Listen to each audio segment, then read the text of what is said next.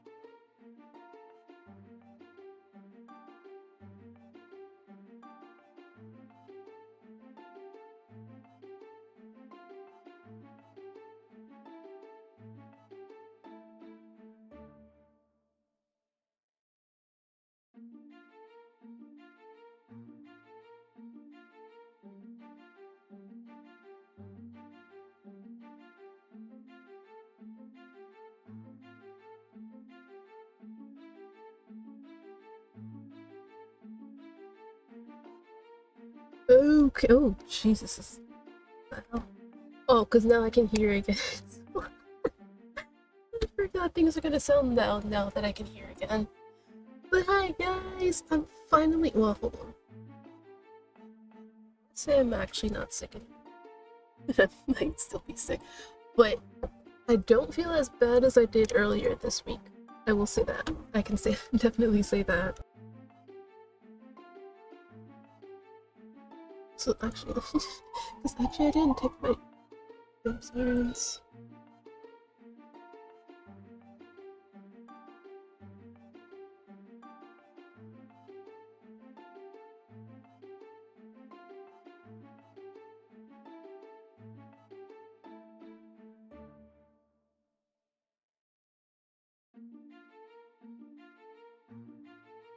Okay, I kind of feel like part of this is also because like it's kind of hot these days, so that might be adding like some extra heat to me. But yeah, for the most part, I feel fine compared to like earlier this week. So, yes, as you guys can see, I have an adorable cinnamon roll.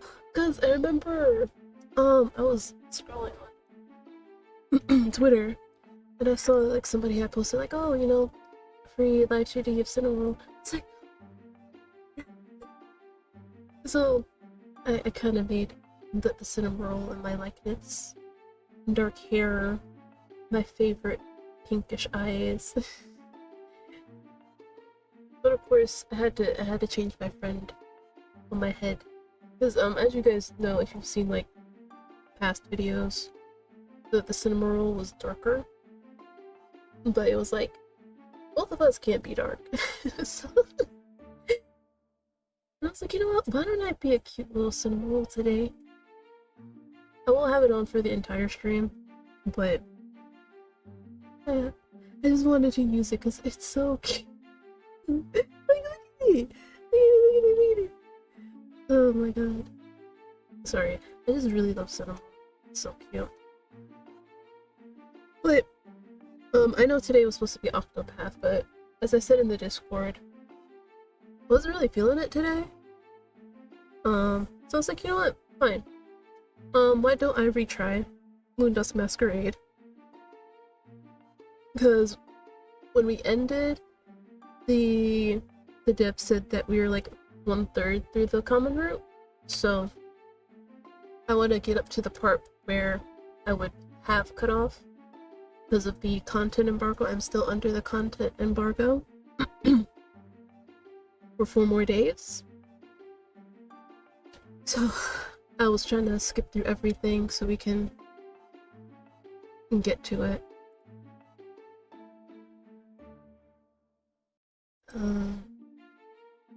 Wait, does it skip?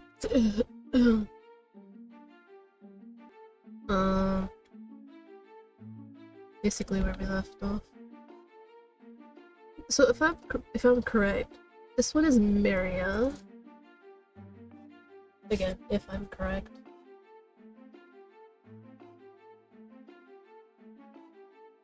Because it really did not ring like any of the other two. So yeah, and then I'll accept the middle one because I'm pretty sure that's the guy I want.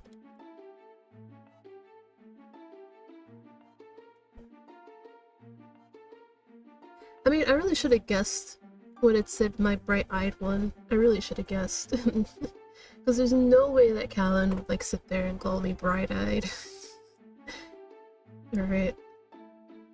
Should I find my way to the palace until I wait for you? Okay. Let's go through. Oh! Wait a minute. This is new. Wait a minute. Wait, this is new. Wait a minute. Wait. Hold on. Hold on, wait. Wait, I wasn't expecting this. I thought it was gonna be the same content. Oh no.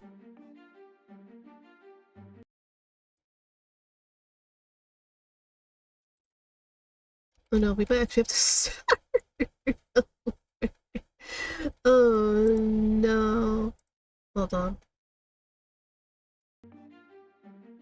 It's fine. I don't mind starting over.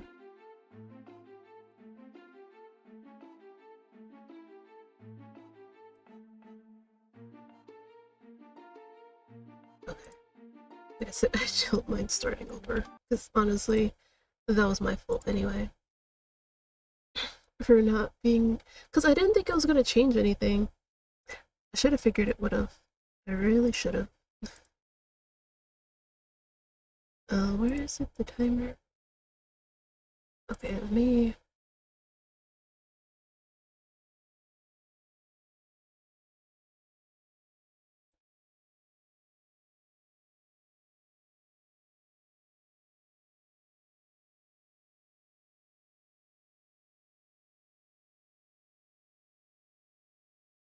Okay, sorry, because I just had to update the timed command. Because I knew I forgot to. I always forget to do things. That's the thing. Okay, so now that I know that it actually changes things when I accept the letter. Okay. Don't worry, guys. We'll get to the content, I swear. I literally did not know that it was gonna change things. I didn't.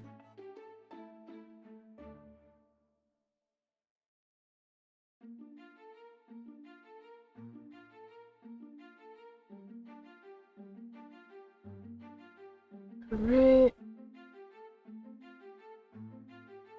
Get rid of Maria.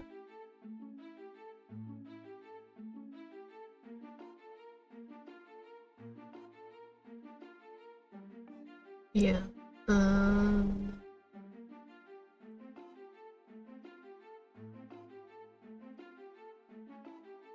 Yeah, so that's the same content. Okay, so now we're going to be entering new content, apparently. Did not know that. Alright. I was hoping to complete more chores off my list, but as luck would have it, my foster sisters have been invited to a luncheon at Australios. Usually they'd have one of the other head maids accompany them to hold their coats and bonnets, while they go enjoy their lunchtime chatter. More importantly, the maids are there to make sure that no one gets ideas about fluttering off with one of the nobles, especially one who isn't a prince. Since Clematis, I guess, is out accompanying his lordship and lady on business in the next town over, the duty has fallen onto me. That is, if my sisters will even let me try to preserve their reputations at this event today. As other guests gather for tea, I only have so much time to finish helping my foster sisters remove their bonnets. I'm sorry, every time I look at the model, I'm just like, I look so cute!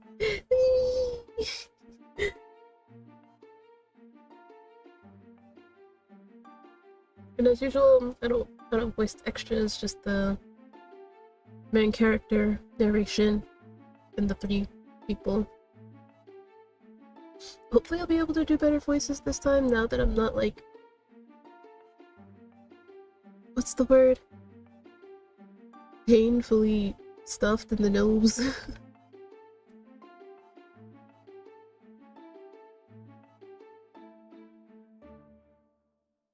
Okay, let's go. I'm trying, but I'm not sure who tied this knot in the first place.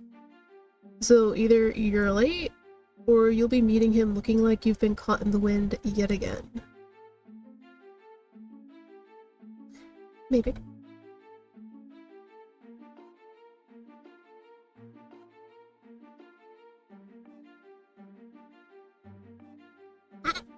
Right.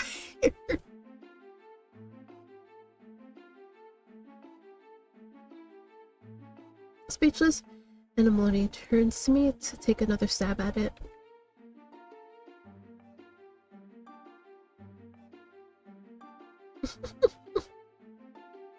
Hold it. She just needs to stay still for just one more minute, and there we go.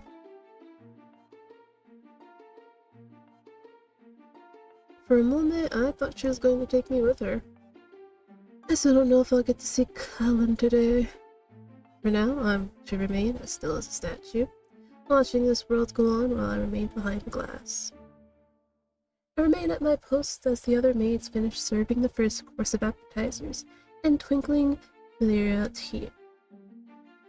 Maelyria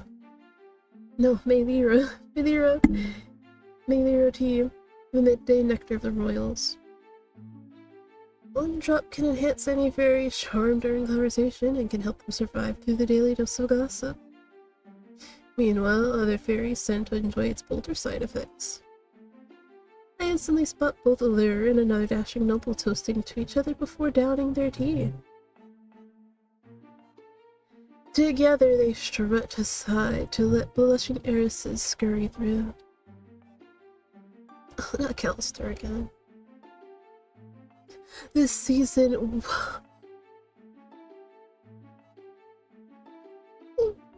Why is he saying it like that? Oh my god. Why is he making it seem like they're like flowers to guac at? Well, not even. He makes it worse somehow.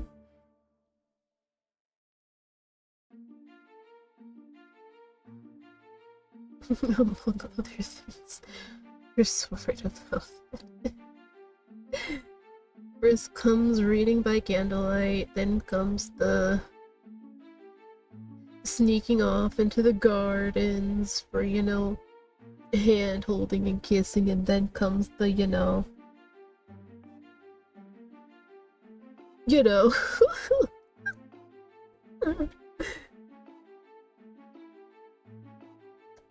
He doesn't just let anybody hold his reading.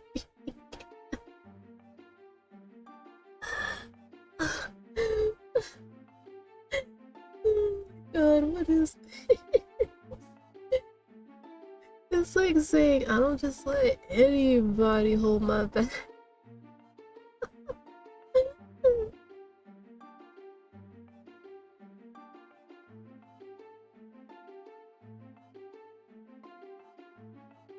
In Sunbloom, your guess is as good as mine. I barely spent any time there before making my way into the forest after the war. Too rowdy.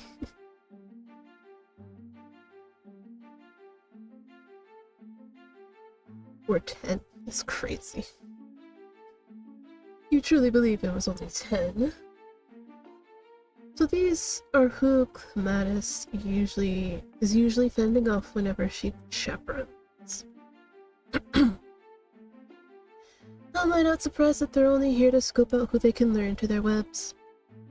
At least I have a clear view of my sisters as they're chatting with Lady Lefnia. There we go. I try to keep my distance, but Lyra keeps moving closer as he downs more of his drink.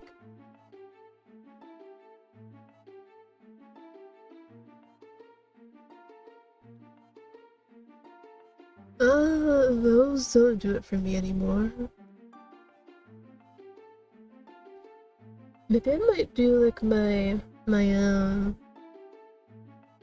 Rollsy voice for him. A bit more melodic. Oh my god. Callister, go away.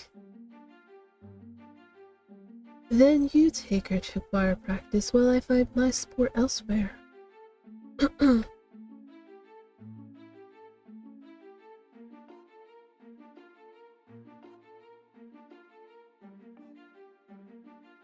A vision of lilies and ivory rushes past me as Lady Xanthus greets them both with an ethereal bow. With a permanent blush upon her face, she offers the Lyra a teasing look along with her hand. Well, if you let them do what they want for long enough, they might.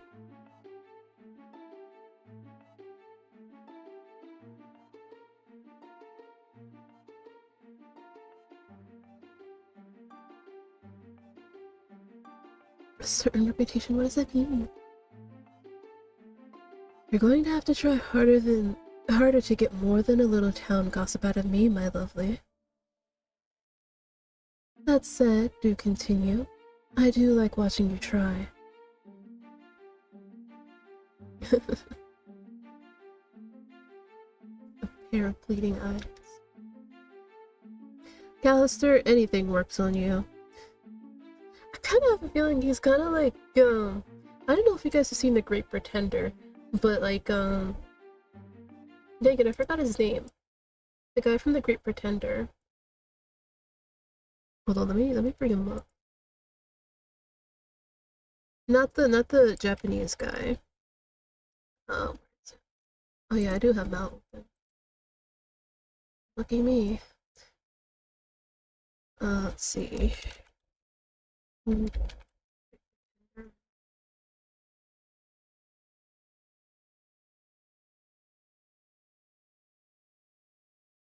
What was his name?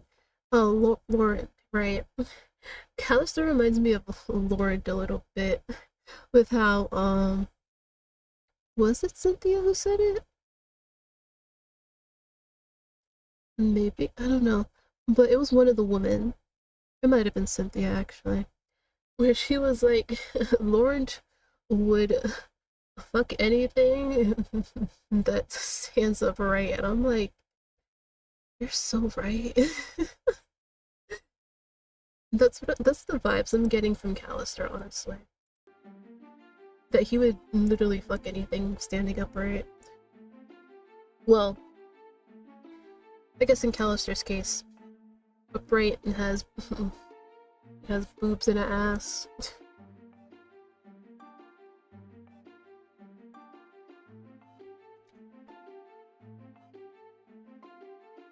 Dear God.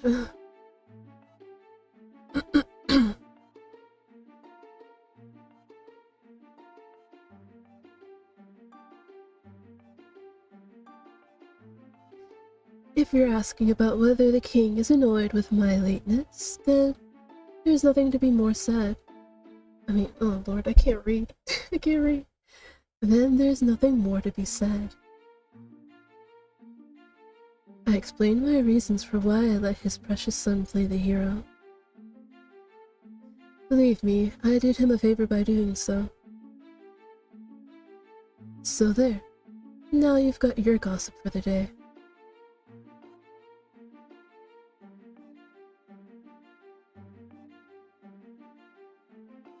Well, you know where to find me.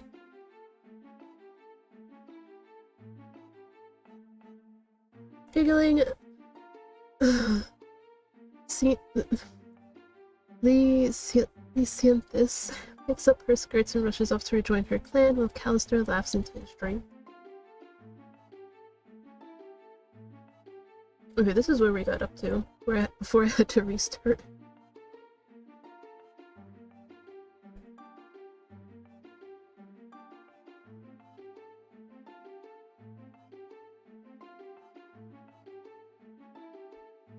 Well, that's not so much of my problem as it is his, isn't it?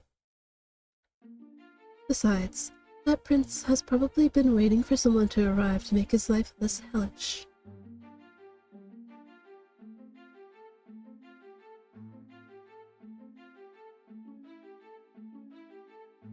Is he really looking this way?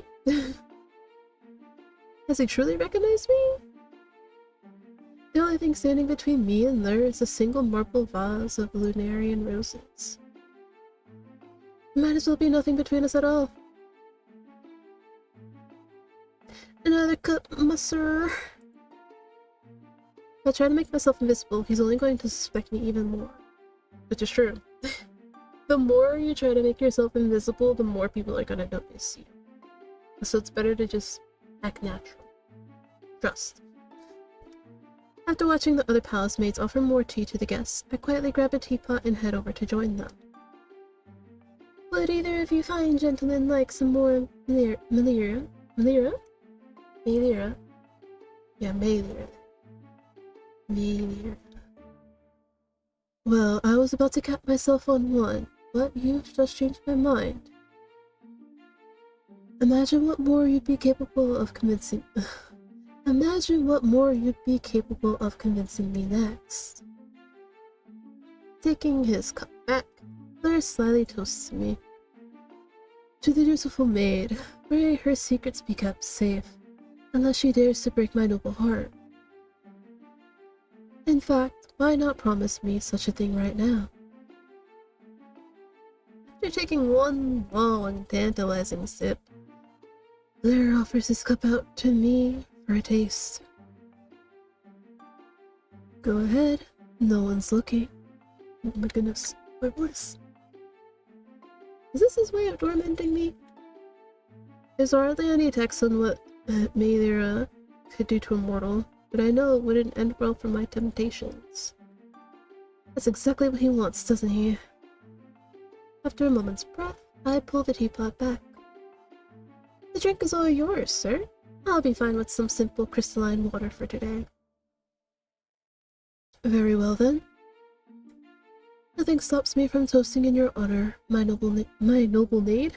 Yes, my noble maid.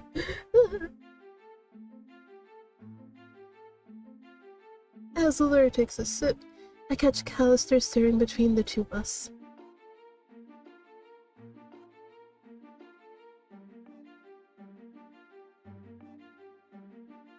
Don't listen to him. He's just sore that I've taken his crown while I'm visiting. Well, I feel like at this point, yeah, I'm more willing to trust Lur than you, which is really funny and says a lot, but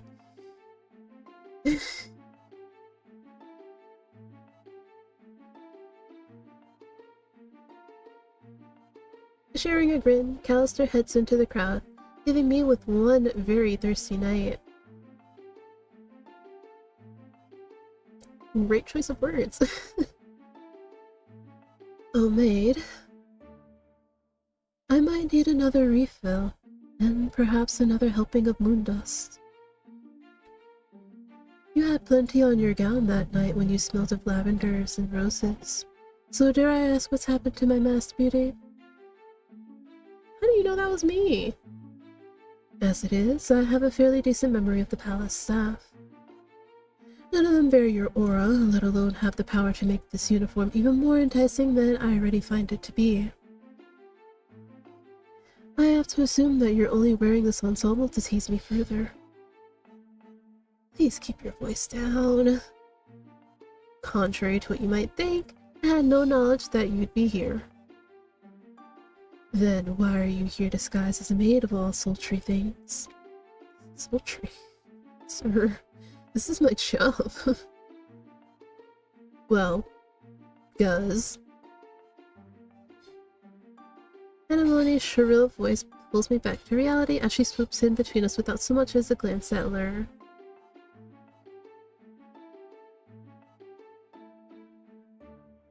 Alright, I'll go get it. Did you remember to bring your fan this time?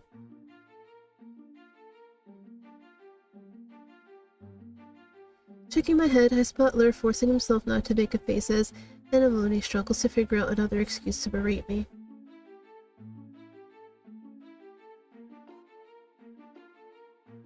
But I'm not your mom, I'm your maid. If I may ask, I think the prince will have a better time drinking in your beauty if you're not hiding it behind a bland fan like the others. Why not be the marvelous rebel of the day?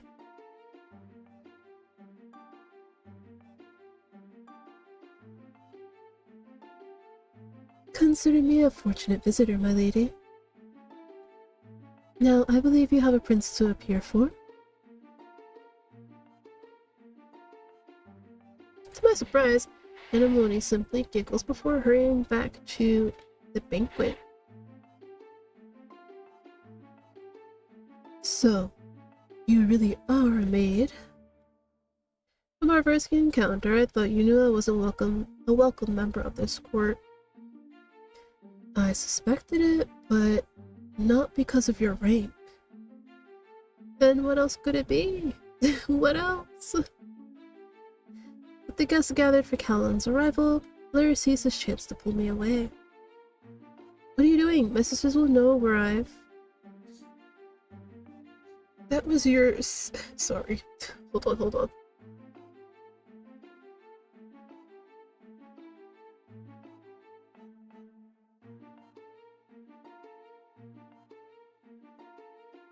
Oh, okay. That was your sister demanding you as her housemaid? Now I really have to know more. Truth be told, I've been wanting to know you more about you since that night. I began seeing you in my dreams even without knowing what beauty was concealed behind that mask. Dare I say I was right in knowing that your beauty surpasses them all. My only regret is not getting the chance to keep something of yours. Perhaps a button even, or maybe a ribbon. Okay, calm down. Calm down. Lur's fingers drift below, ready to slowly undo the knot on my bow. Perhaps the next masquerade, I might get to claim my reward. Will you be wearing this tunic again? When you do, will you be wearing this tunic again? If that's what it'll take to get you to find me. I'd like to think if I wore it again for you, then it'll suit the theme we have going on. The knight and his maid, who've decided to sequester themselves in another room. Unlike the other suitors out in the banquet, nobody questions where the maids have run off to, and with whom. But you're one of the king's men, aren't you? Surely they'll be looking for you if you're gone for too long. I'm not one of his men as much as you aren't destined to be a maid to some pompous nobles. Nobody else here realizes who's been among them all this time, and I'm starting to enjoy the fact that only I know who you really are. Lur leans in, his fingers trailing my ribbon as he takes in my scent and torches me with a whisper. As requested, I'll wear this attire as many times as you need me to. I can even show you how to tie it on me and remove it off for me if it pleases you. Okay. Calm down. Calm down. I know you're just teasing me now that you know my secret. I've heard the stories before, and none of them bode well for the mortals, especially since the war. Ah, but see here. You might think you're in the company of yet another heartless creature.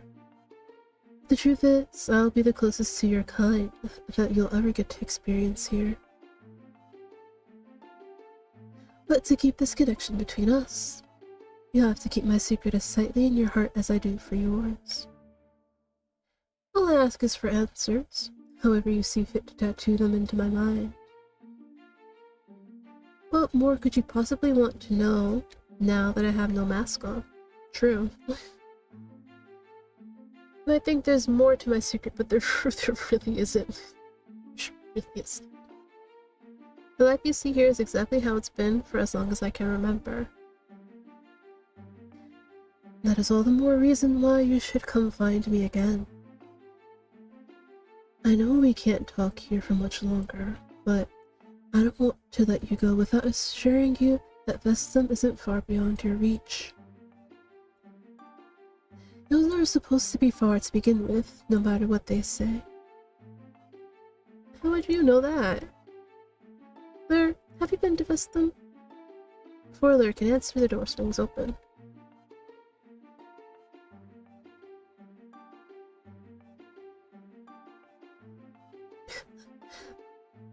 Don't insult me like that, Callister.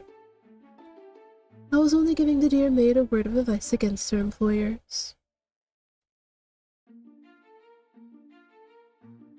It's nothing in your interest. Common folk talk, that's all it is. I don't mind imparting what I've learned in my journeys, especially when this court seems to particularly enjoy their game of charades.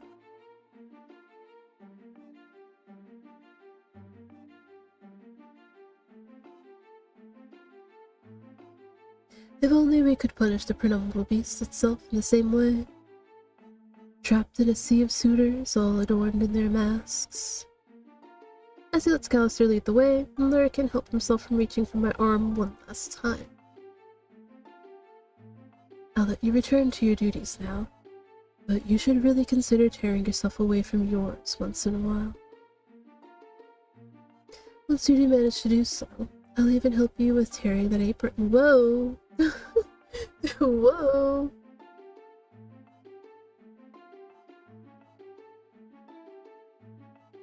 And then, oh!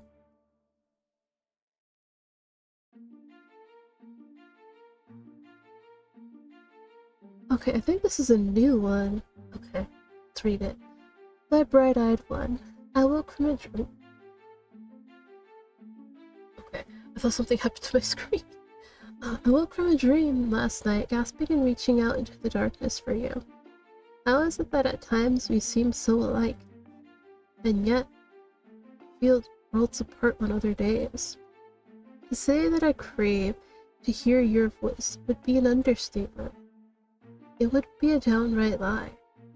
We were never designed by the celestial seas to simply crave one's voice or vision. We were put on this world to desire and to touch, to possess one another.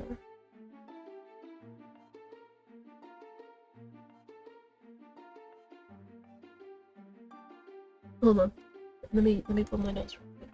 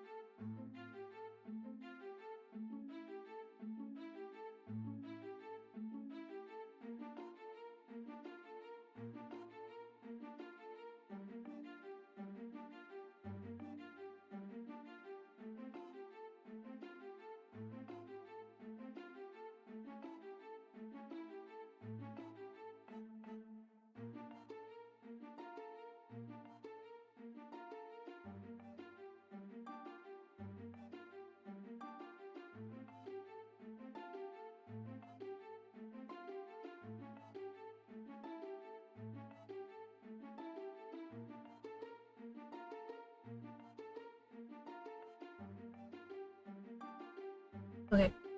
Where did I go? Oh, I see. Promise me that when we look upon each other in those fanciful halls, you won't just think of me. Instead, you must yearn for me as I do for you. Ew! Man is like down bad like times 50. We only met like twice and he's like, I yearn for you! Like, sir? Good.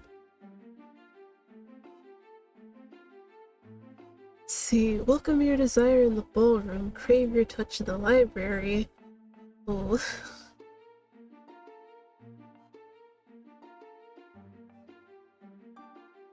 Does it matter which one? Oh my god.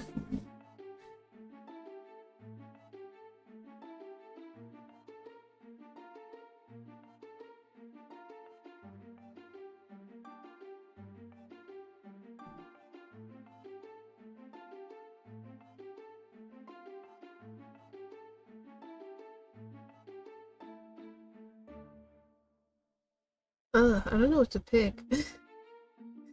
Both of them are like, what?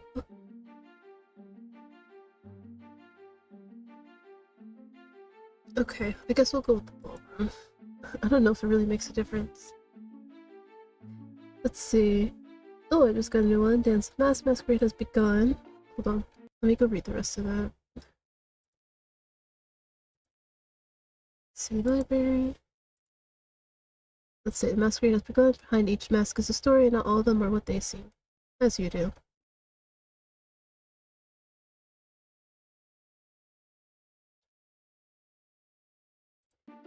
Alright. Once the Opera Story's carriage leaves for Australios, I secretly head for the garden once more. Well, I've been receiving letters lately. This flower hasn't said a word to me since that night. Nonetheless, those letters insist that I go to the next masquerade that's happening tonight. Should I dare risk it all again? As if reading my mind, the moonstone blossom begins to unfurl its delicate petals, welcoming a pocket of moonlight from above. And that's when I see it, another letter. So, what does this flower have in store for me this time? As tonight's theme celebrates the hunter and the hunted, you must enter this masquerade assuming the role which aligns with your passions in quest for answers. Do you fancy yourself the hunter who seeks to possess all its in its wake for pride and satisfaction? Or will you be the hunted? You must embrace today's thrills, knowing that there may be their last.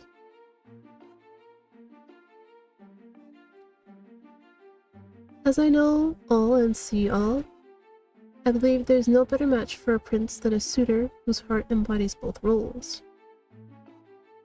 So no matter whether you believe you're only destined to assume one of these roles in your lifetime, tonight you will become both the huntress and the crystal swan. My heart is already fluttering and I haven't even finished this letter. Take the quill you've been using to pen your tenderest words, and offer it to the blossoms blessed by the moon. In the stillness of this garden, I search deep within my apron pockets for my only quill.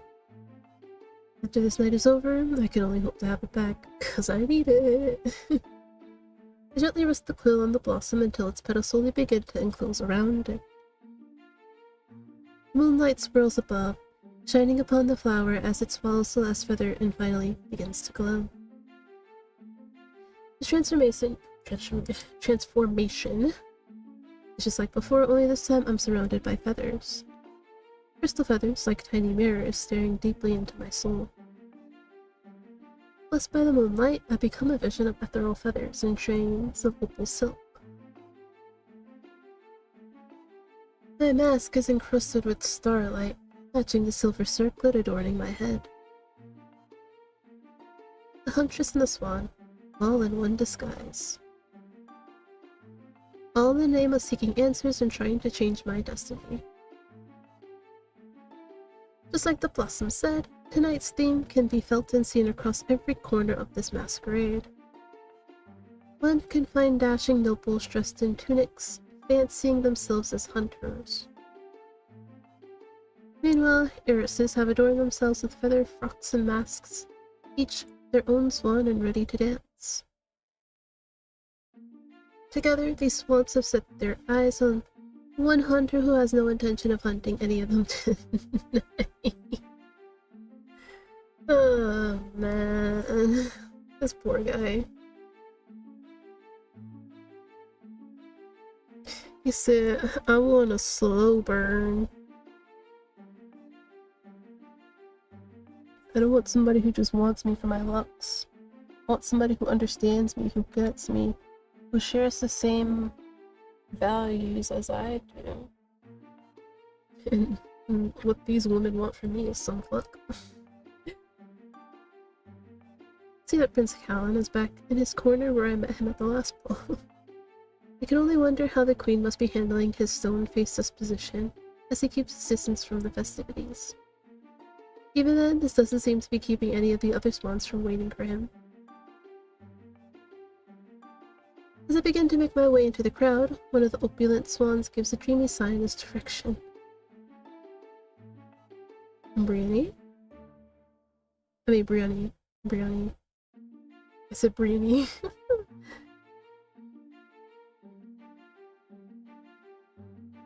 Once the lovely lady Briony. No, Briony.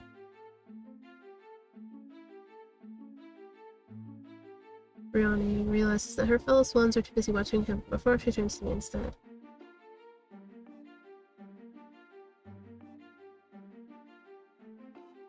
I try to look around, but finding Maria in this starry haze seems almost impossible. Nonetheless, I can see the hope bright in Lady Briony's eyes even from behind her mask. My apologies, but I have yet to see her here tonight.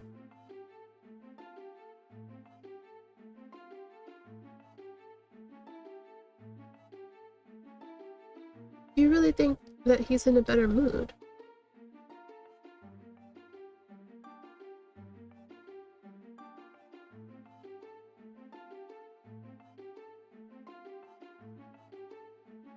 My eyes sit on Callan, while the rest of the hunters continue dancing with the swans, exchanging silent passions that cannot be spoken of until after.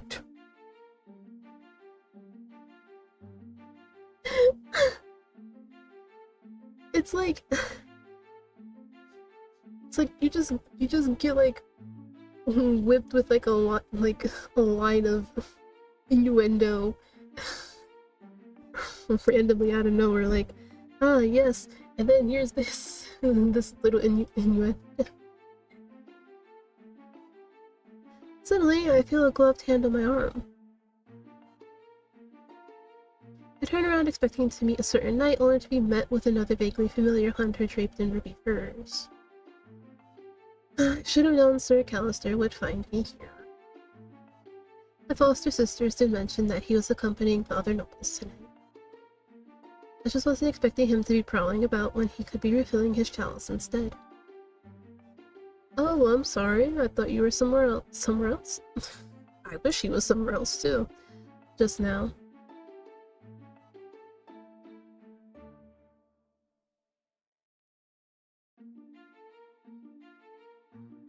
No.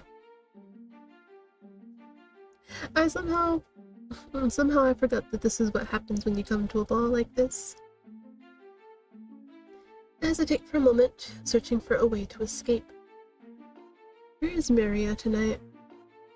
She was so insistent on wanting me to come back here. What about now? What about Lur? With no other choice, I turned to Callister.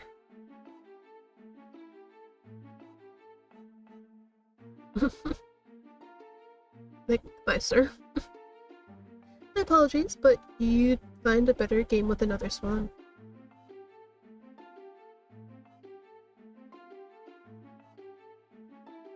No. Oh my god.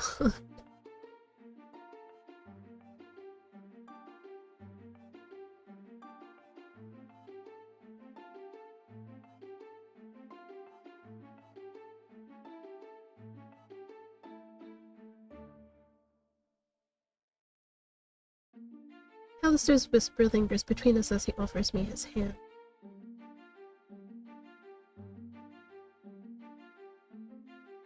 His words are so honeyed, and yet so dangerous. It doesn't help seeing Callan slowly being surrounded by suitors nearby.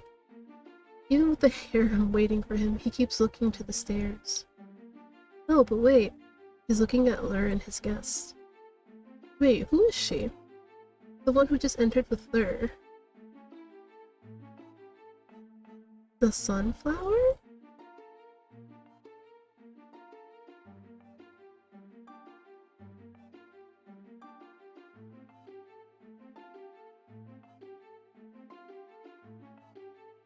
But you don't know who she is.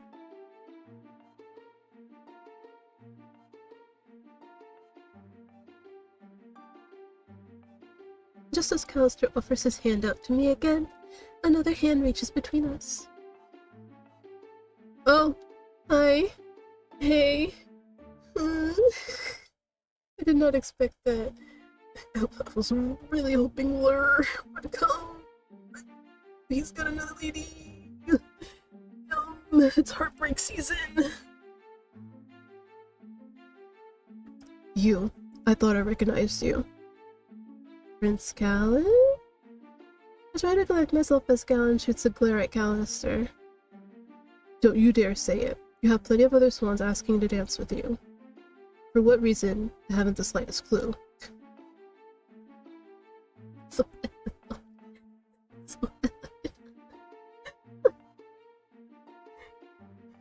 Considering the kind of guy Callister is, I also have to agree.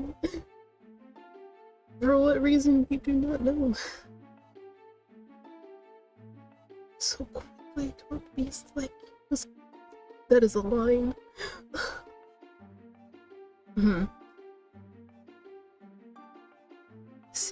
Seeing this was asking about you earlier. Have you danced with her yet? At the first chance he gets, Callan tears me away from Callister and starts leading me out of the dance floor. Now it's all beginning to feel like a dream just like last time. How is this even possible? Just before we reach the table, another hand waits for Callan to let go to grab me and start taking me the other way. All of a sudden, I'm being dragged out of the bowl. Oh wait, Callan! In a moment's panic, look to my captor, only to recognize her gilded mask. Maria, it's you! Where have you been all night? I'm afraid this ball decor is a bit more thematically intricate than the last one. The Queen had been rather vague with me when I first asked her about it, but now she wants me to change it up again. Is that the only reason why? Oh, if I say any more, we can't talk about it here. So there is more. Listen to me, Petty. If I take you upstairs to explain, there's no coming back down here without the truth weighing upon your very soul. But if that's the risk you're willing to take, then come with me. Stop! And Bro just says, stop! Stop right there, Maria. You're not taking my guest anywhere, not until I've spoken with her myself. Helen, this isn't the time. Didn't we talk about this? Just look at the clock. Then when will I have the damn time to say it? Say what?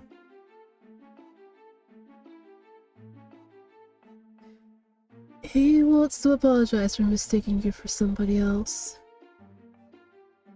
Turning in the corner, Larissa rests against the wall with a heavy glare at the prince. Isn't that what you were going to tell her, Callan? Besides, Lady Ovidia has been waiting to meet with you in the Rose Gardens. Lady Ovidia. So that's the Halian fairy's name. I hold my breath as Callan ponders for a moment. Finally, he turns to me first. Whatever you do, don't leave. Maria, don't you dare bring her upstairs either. At least not until I've properly spoken with her. I promise I'll make this quick. Callan, be careful. I'll be back shortly. With a heavy sigh, Callan immediately returns to the ball. Meanwhile, I turn my heel the other way. My dearest, please wait. Whoa, that's a completely different voice right there. All this time, I kept thinking if I arrived knowing someone wants me back here, I'd learn the truth sooner. But if no one wants to reveal themselves to me, then why wait until real danger comes along? Fair enough. My dearest, stop. I don't want to have to use my magic on you. Okay. Give me one good reason to stay, then. Because tonight should be the night that one of us tells this court that you do belong here. But how do you know that I do? Does Callan also know this? And Lur do? I can't speak for them, but I have every reason to believe that it won't be long before they realize it too, if they haven't already. Betty, it's going to be safer if you trust me and stay inside this palace for as long as you can. Perhaps I'm asking for too much, but I'm willing to help you more than those fairies who force you to call them family. When the time comes, they may very well be the least of your worries. If you promise to put your trust in me, even if just until the next ball, I will make my vow to ensure that not only will I protect you from what comes next, but that Callan and Lur will do so as well. So please, my dear, give me your word. Just moments ago, I was ready to leave no matter what they'd say. I should know better than to let any fairy lead me down their starry labyrinths. And yet, the energy within this castle keeps luring me back here. Suddenly a bang goes off from outside the gardens. I have the nimbus above. The beast has returned. A piercing roar emits into the night, followed by the screams of swans and hunters rushing back inside to gather around the ballroom. Wait, where's Callan? Did he go outside with Lady Ovidia just now? He was, but he's likely stayed outside to handle the beast himself. I should go help him as well. You need to wait here until one of us comes back. But Maria, if you won't listen to him, then please listen to me. You need to stay here. The last thing we want is for this plan to go. Another bang goes off, followed by another ghastly shriek echoing through the night sky.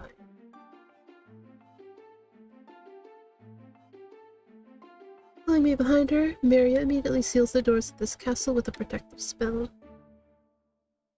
So she prepares one for the door. Oh, to the grounds. Lur comes running through carrying an unconscious Lady Ovidia on his back. Maria, you need to take her now. That damn shadow tried to attack her, and that bloody prince only barely stopped it before it killed her. The king and queen don't know that I've taken her, so don't say a word. Fine then, give her to me. Have Ashraff fetch some elixir for her so she wakes up. Bring her back to me safely, will you? Just as long as you promise to keep Hetty safe until I return. Consider it done. As Maria takes Lady Ovidia upstairs, Lur shuts the door. Lur, shouldn't we go wait with the other guests?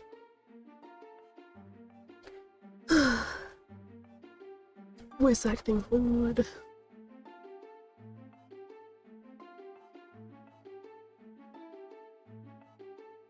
Trust me, it's better if we stay here. The rest of the knights have already gone outside to help Callan again. Do you think he'll be alright? I wouldn't worry about him. He's rehearsed for this moment more than one might think. That said, I was surprised that the beast managed to draw more blood out of him this time. Callan's been injured? Was it from trying to save your lover? My lover? More like she's Callan's lover, or, well, she was once. Of course, the court would never accept the Helian fairy sharing the throne with him. Since then, the royal family has been struggling to find someone new to steal his gaze. Perhaps they're hoping for a certain mystery to become the new gem of his heart. If only they knew the real truth about their gem. So, all this time, is that why someone's been summoning me here? So that I can make the prince forget his true love? That's insane. Yo. Like, imagine hearing that. That the only reason why you were brought here is to help the prince forget his true love. Yo. That pissed me off, sure. Is that why Mario was trying to help me meet him? Lost for words, I simply turned to Lurd, but he already knows what's on my mind. What else should I know about Prince Callan? Now you're asking the questions, my enigma. Come here. Taking my hand, Lurd pulls me into his strong grasp and presses me against the door. Why? Wait, Lurd, what are you doing? Listen through the door. Just focus on what's going on outside the castle. All I can hear is Callan fighting off that shrieking beast. Good. Then keep listening to it. You see, at the next swing, you'll hear another shriek in about 3, 2, 1. Like clockwork, we both hear Callan strike the beast, and it releases another piercing scream. Lights flicker across the castle, but nothing phases Lur. How did you know he was going to strike it at that precise moment? Keep listening. Soon you'll start to notice the pattern too. I press against the door once more, carefully listening for Callan's movements. His footwork is so perfectly timed, isn't it? He'll evade, then recoil, then release an aura at the beast to stun it. When he's done all 3, he'll repeat the routine one more time. When you describe it like that, it's almost as if Callan has been rehearsing this moment. But you said Callan was hurt just now, didn't you? What happened to Lady Ovidia? You said so yourself, those were real injuries, weren't they?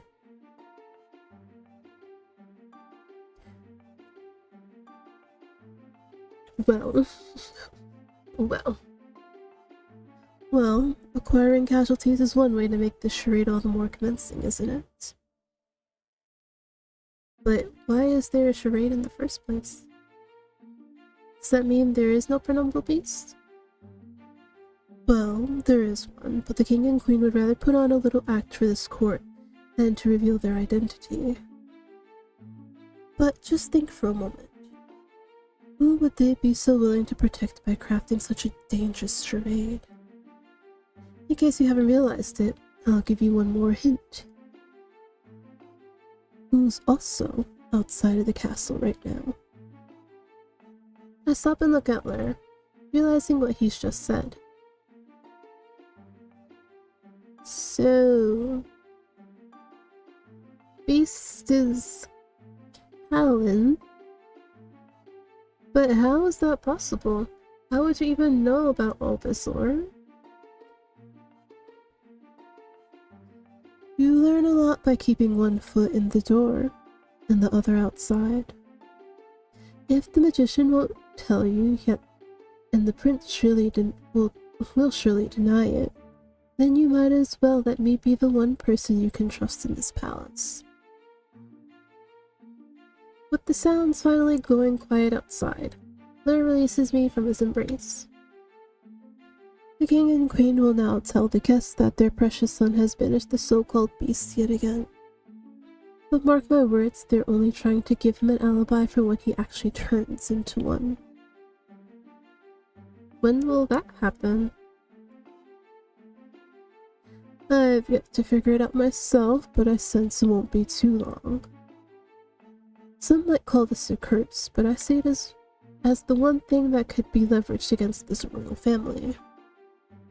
I know Maria told you to stay here in the castle, but if you leave now, they'll never suspect you know this secret.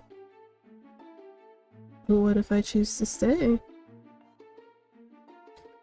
In spite of what Maria says, nobody can guarantee your safety inside these halls. Remember that only Callan has a palace to enshrine himself, even if it wasn't built by his own ancestors. No matter what these Celestites say, this palace will always rightfully belong to the Umbral Fairies. Let tonight be the proof that the royalty in the next room sits on a throne of lies. If you think you can withstand their falsehoods for one more night, then it won't stop you from joining their festivities. If not, this is your chance to leave and let me come find you when the time is right. No, I'm running. Bro, hell no. Like, granted, I don't know how much I can trust anybody, but I'm willing to put my life on the line for this guy. Because it's like, it's always like the not so involved parties that usually know the most. They said, oh yeah, the beast is him. What? What?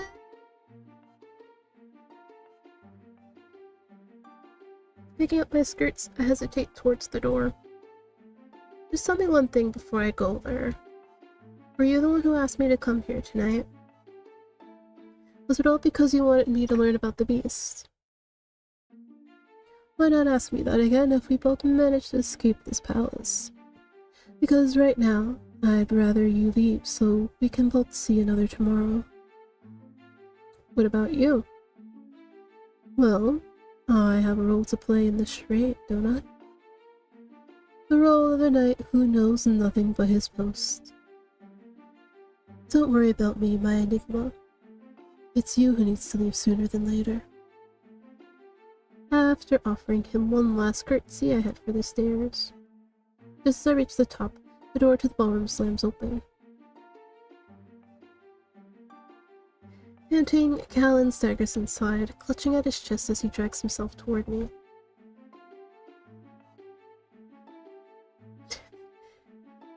You. I told you not to leave. The other guests try to catch up to him, yet he fiercely hurls a lunar spell at the door, barricading us inside. I quickly turn to alert, but he's suddenly nowhere to be seen. Answer me, will you? I meant it when I asked you to stay. Even if you did, why do you need me too? Alright, I'm just a person. Beast or not, I can tell that Callan is in a lot of pain. Those don't look like surface wounds either, at least not the kind he likely needs to keep up this act. Your Highness, shouldn't you take care of that wound first? Not if you're in such a rush to leave. Last time you left without a word. You didn't even give me your name. All I want to know is who dares come to my masquerade ball twice and doesn't let me see what's under her mask. Your Highness, I can't let you take my mask off. No, just let me have my peace. If Maria won't tell me, then I need you to say it to my face. Please, just do this for me before they stop me. Stop you? Who's trying to stop you when I thought that? That warning, Callan lets out a groan in pain and collapses onto me. It's alright, Your Highness, I've got you. Clasping him tightly, I use all my strength to steady him until he finds his balance. My hands rest on his shoulders as he grits through the pain. It's alright, Callan. You're going to be alright, but only if you get proper help now. No, please. They won't let me say it alone. Even if there's a chance that you could be the one to help me, I want to at least know who it is that Maria says I can trust. And if you are the one I need, then... Callan, please! Before he can collapse again, I push up against Callan's chest. This time my hand graces against his wound and his blood instantly turns darker than black. Is there a color darker than black?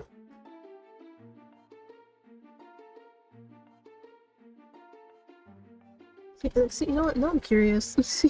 Now I'm curious. It's time for the segment. Ekby looks things up. What color is darker than black? Okay, so let's see.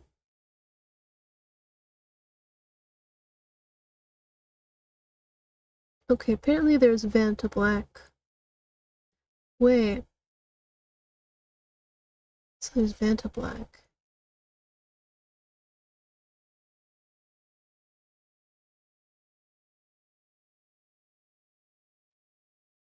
But is there a color darker than Vanta Black?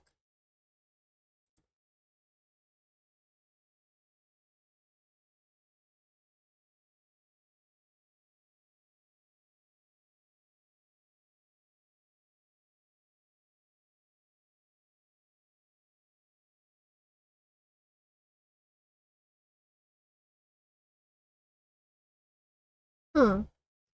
So their materials are reported to be darker, such as a substance called Black 3.0. Okay. And then there's another one called NASA Super Black. Huh. Those are supposed to be darker than Vanta Black. The more you know.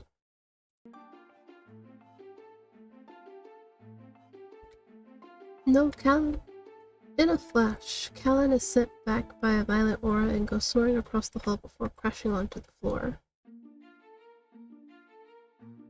Oh no. Oh please, no. How did I even do that? I swear that was an accident. Despite wanting to rush to him, I can hear the guests growing restless as they try to break Callan's spell on the door.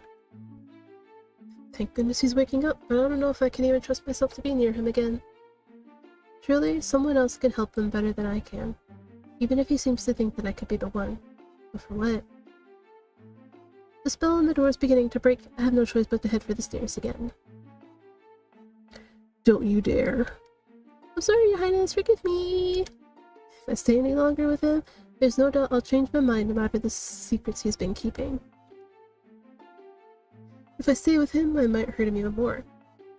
And I don't know how I did that in the first place. Oh, so for his sake and mine, I won't turn back. After all, what's happened tonight, I don't know if I can call this place home anymore. While the Oberstaries didn't catch me at the ball, there's a chance they would have had I stayed longer. As I managed to keep one secret, I've unknowingly unleashed another about myself that I didn't know existed until today. And now that I also know that Callan and his family have a big secret of his own, Australia's might be more of a trap than someplace new to call home. But again, isn't my rightful home still back in Vestum? Once the feathers fade off my gown and seep back into the flower beds, I can finally look at myself again from the reflection on the glass. Perhaps this is how I picture myself even when I wear a mask, but tonight proved that Mary Alert and Callan all see something different in me. Hearing my sighs, the moonstone blossom starts to rustle again.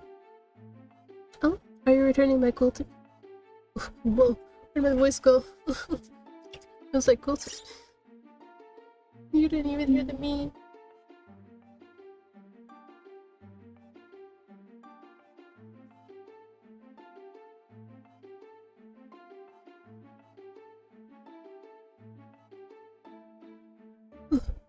As well as another letter. After all that's transpired, is it even safe to read this one? My heart grows restless seeing the letter before me, but that fear soon gives way to curiosity. My mysterious guest. I tried to warn you tonight, but there were too many hunters and swans among us for me to bare my soul as I intended. Much gossip may come from this night, and I have no doubt that the palace will somehow seek to control it before the next masquerade. Before you think that it would be better to never see me again, please just let me make myself clear. I After tonight, you've ignited a stronger fire within me, one that reaches the depths of my soul. And for that, I want to personally invite you to be my guest at the next ball. Not only do I promise that a vow of my love may come your way then, whoa. Calm down, buddy. Calm down. But this time I'll take a stand to finally expose the darkness that surrounds this court, all in the name of protecting what's quickly becoming an important treasure to me. Me? Oh, he's so down bad. Oh, he's really down bad.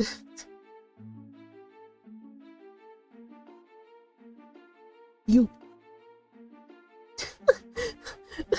He's so down bad. Well, there's a quicker way home from the markets. This is the only one that lets me see the Australios again. Its glorious lights not only illuminate my path, but grant me the chance to see the castle hosting a small yet sparkling feast. While there's no masquerade tonight, there's certainly a dinner party of sorts underway. I wonder if the Opastaris even knew that there'd be one tonight. If they'd been invited, surely I would have been preparing my foster sisters for it since the crack of dawn. I imagine that both Callan and Maria must be in attendance. Although it hasn't been long since the last masquerade, I feel like such a stranger in their palace. I wonder if this means that by the next ball, it'll be like entering a whole new world all over again. I could stay here and enjoy this feat for hours, but I can already hear the Opastaris crisping, yes, griping, even if I manage to make it home on time. No one should be forced to go searching for some mortal maid in the dead of night. A mortal maid. If that's what I should even be calling myself anymore. Just when I think I'm ready to break away from this breathtaking sight, I hear the sounds of leaves crunching nearby. Now I know I'm no longer alone. Who's out there? I clutch my basket close to me as I try to go on my way.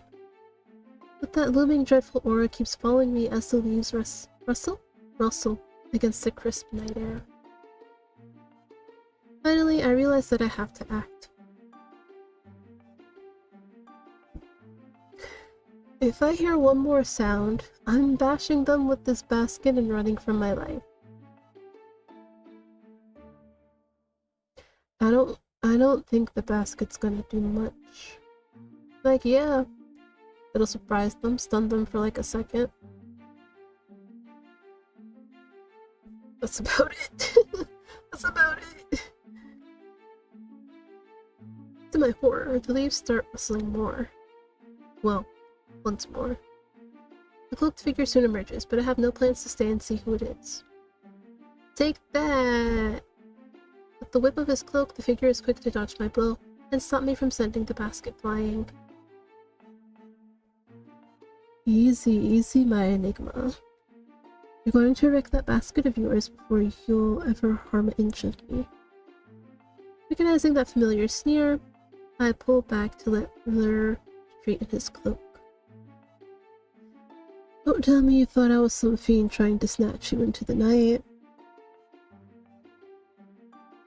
I mean...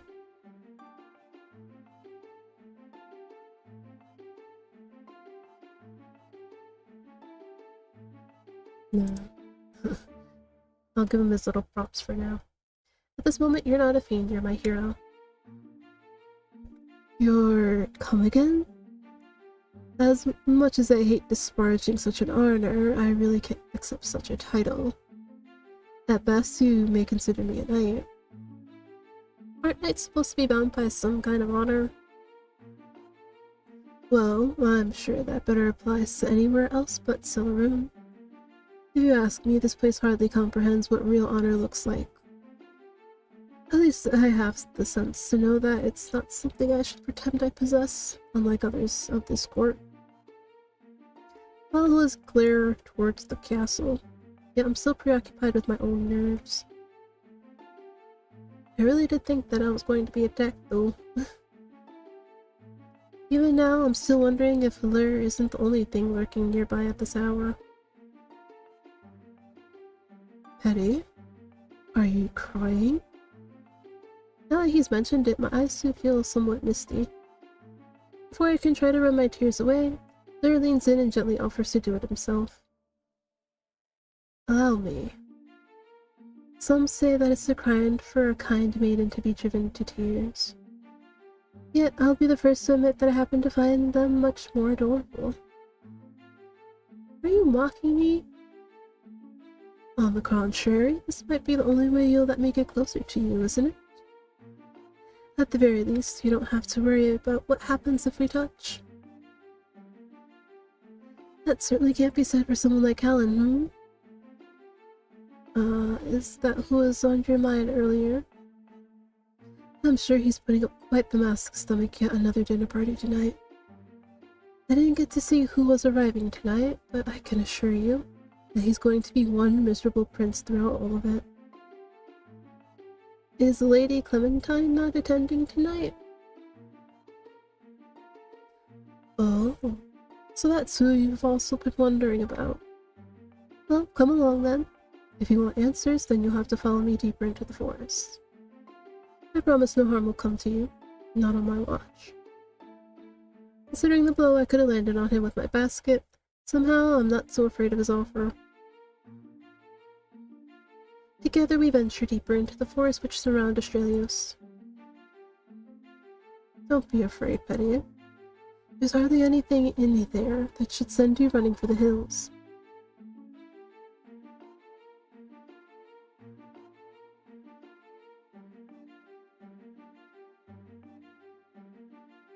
Sorry, I was listening out for the sirens. Especially now that you know the so-called penumbral beast is merely a spectacle. In fact, we're not too far from where Mary usually conjures the spectre to appear. So, Mary is the one who conjures the spell. Of course it's her. Who else has the kind of magical prowess and willingness to aid the prince? I certainly don't. Don't ask me how she can manage it. I assume she's simply tapping into forces that no other soul would dare turn to. But once she does, our so-called fake beast makes its grand entrance into the night.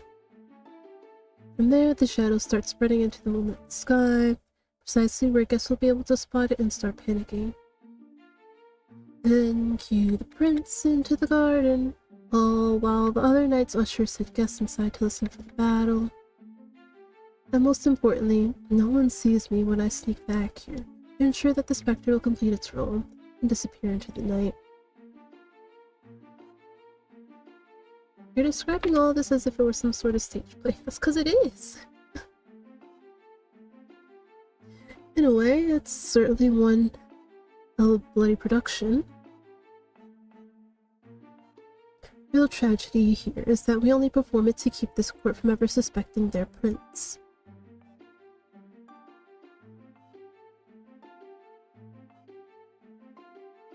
Do you know why he became the penumbral beast in the first place?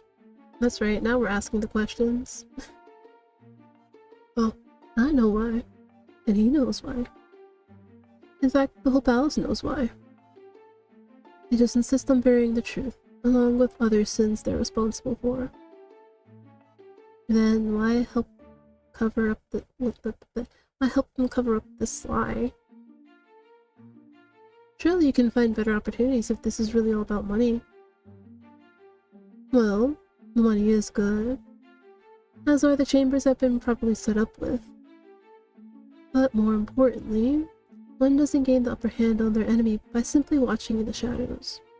True. As they say, keep your enemies closer. It's also easier for me to be able to keep a watchful eye on that bloody prince if he dares try something with Lady Clementine. There's no denying that Lady Clementine seems to be a pain point for the both of them. But why? Reading my mind, Lyra stops ahead to wait for me. Between you and me, she's too good for him. Everyone is.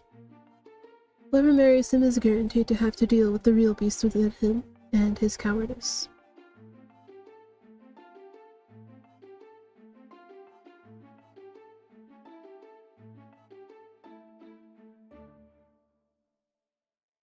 For a future ruler, he has no backbone nor the gall to at least counter his parents' ideals of the courts. That's why when I discovered it was Callan or Maria who'd asked Clementine to come to the ball, I immediately offered to assist either of them. But I never promised I wouldn't voice my opposition should Callan propose to Clementine. And I'd do the same for you. Lyra's words are slowly bringing me back to that night. He didn't want me to going to Callan, even once we learned that he was injured. Had I taken Lyra's advice and left without looking back, would I feel less conflicted? Ugh, it's almost time. Time for what? For a little rehearsal. Fighting back a smile, Lyra takes out a vivid yellow elixir from his belt. Did I forget to mention that I'm technically at work right now? You see, whenever there's a little soiree going on, sometimes we'll have Maria conjure a smaller specter for us to rehearse with before the big night. Once we spot it, I'll just need to time how long it takes for Callan to seemingly slay it, then clear the rest of the area of any leftover shadows. I suppose this means you'll be getting a front row seat for our performance. I suppose I will be.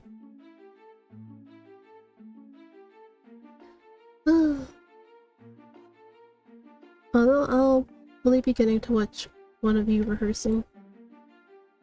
Well, Callan is too much of a coward to leave his own party. As for Maria, if she weren't so sympathetic towards the prince, I'd say even she would be a worthier candidate for any bloody throne. But alas, that throne and that castle isn't theirs to be sharing in the first place. Now, lay low with me. No harm will come to you, but only if you stay close by. I don't need to be told twice to follow Lyra this time, as he's the one who knows this charade all too well. You see that shadow over there, just past the tallest trees? Allow me to introduce you to our tiny practice beast. Just beyond the clearing, I can see the sprawling shadow wisping in the air. It's only a fraction of what the full spectre becomes on the night of the ball, but it's still visible when the moonlight shines upon the emerald trees. By the time we reach it, it should be ready to disappear. And if it isn't, then I'll make sure it doesn't come back. With the elixir still tight in his hands, Lyra takes the lead once more. He's moving quick, and yet I thought he wasn't in a rush. Starting to fall behind.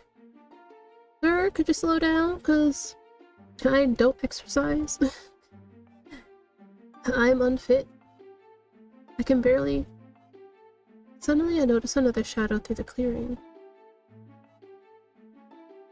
If Lyra's already heading towards the decoy beast, then which is this one? I stop to look for Lyra, but he's out of sight. Of course I have to get into trouble, of course. Because God forbid, nothing happens at all.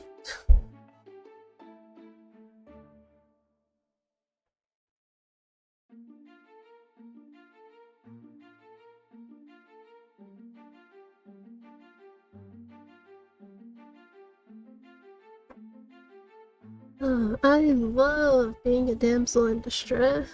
So much for staying to protect me. Whatever that shadow is, it doesn't seem too happy with Lyra. There's no way it could be Callan, could it? From beyond the trees, I can still make out the shimmering castle in the distance. The party still seems to be going, so he must still be there. How can you be sure? At least I hope so, because if it's not... Suddenly, I catch sight of the shadow again. It's now advancing down Lyra's path, leaving a trail of silver light in its wake. Of all times, I wish I had something better than a basket to defend myself. Nonetheless, it will simply have to do. Picking up my basket, I chase the silver light further into the woods. Who knows which part of the forest I am even in anymore? Perhaps only the moon knows at this point. While trying to stay close to the shadow, I manage to lose it just as I reach a small clearing, because yes. Been following it so closely and yet still managed to lose it.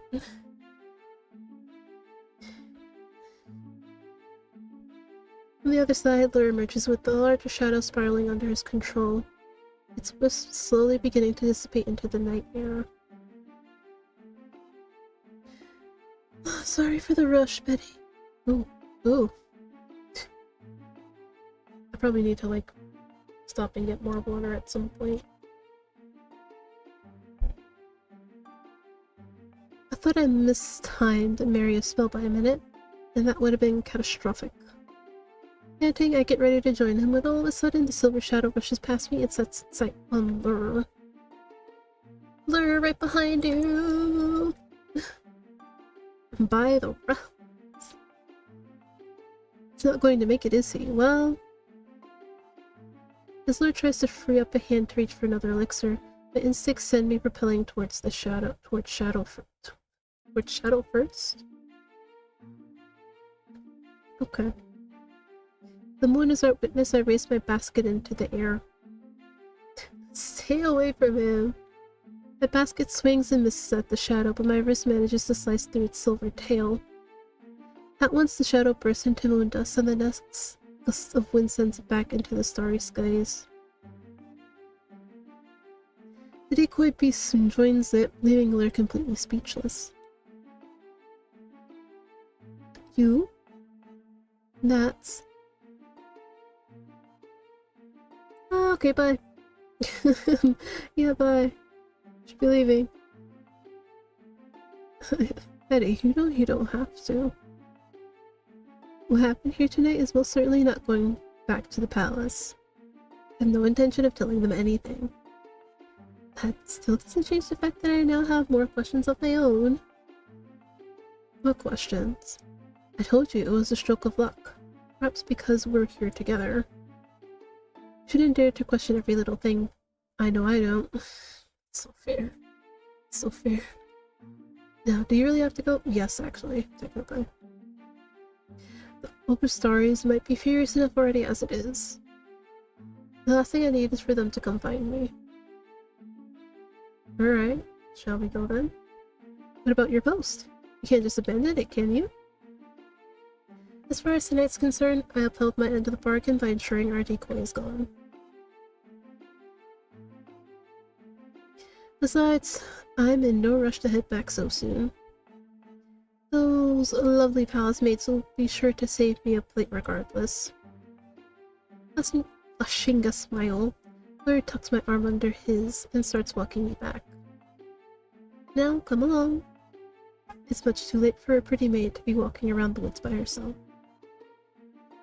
There may very well be beasts lurking around in the shadows, but you have nothing to fear. Not when you have such a strong, humble knight right by your side. Sure. Another letter. Okay. He's sending me a letter. Stop. Stop it. Stop. Alright.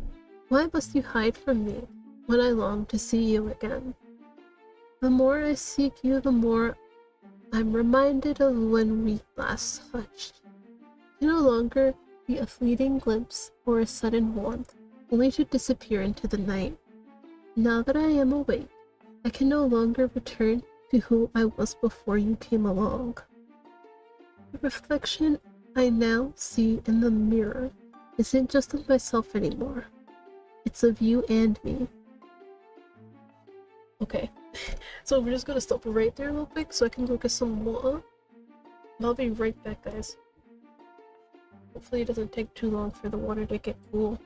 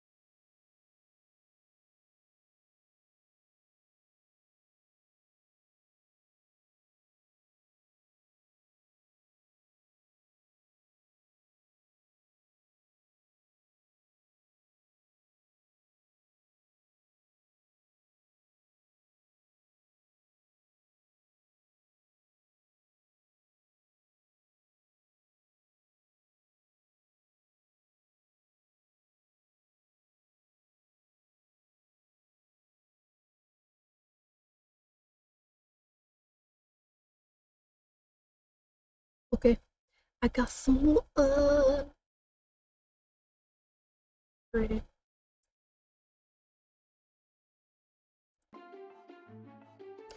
For now, the only way I can encase these flames are with ink and paper. Yet I confess that I can only capture a fragment of this mysterious hold you have on me.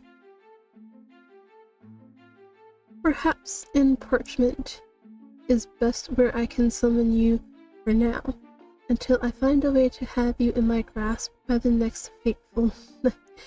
This man is down bad! He's so down bad!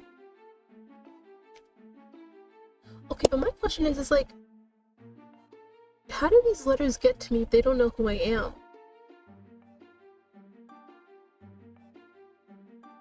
That's what I want to know. Like, how are these getting to me if they don't know who I am? Like, obviously, Larry knows who I am now, but like, Callan and Maria don't know who I am, so how are their letters getting to me? I mean, even before that though, Lur didn't know who I was either.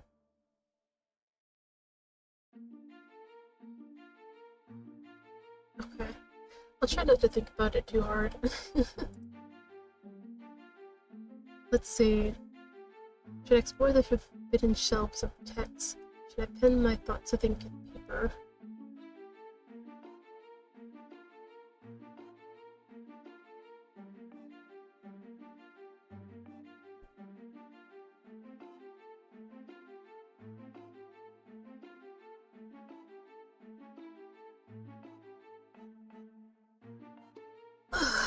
I should have known that when Maria had sent me an invitation to the palace that I'd turn up like this.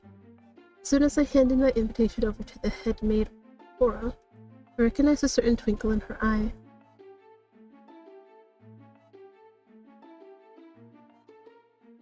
Oh, so that's what this is about.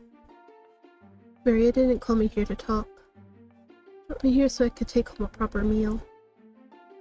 Before my very eyes, Aura takes my basket and starts filling it up with meats, fruits, and some of her famous snowfrost bread. Ooh.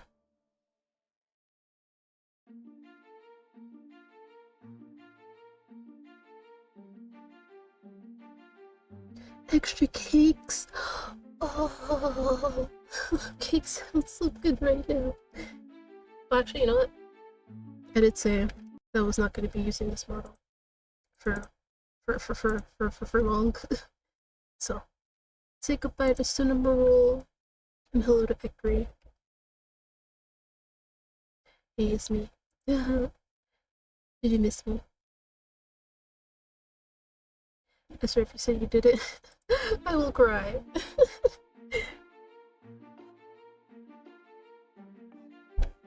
At this rate, she and Marriott will have me set for months, not weeks. I wonder if I'll be able to hide the extra stock away from the Opastaris in my room. Just when I think she's ready to hand me my basket, Aurora tops it off with some fine lace kept in one of the stock cupboards.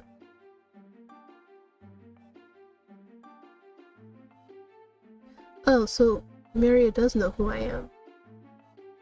Okay. Okay.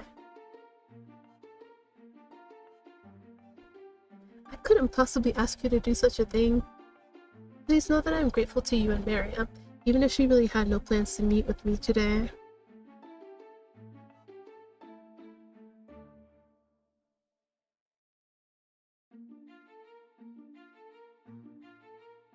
I might just have to do that, considering how much you two have conspired to give me.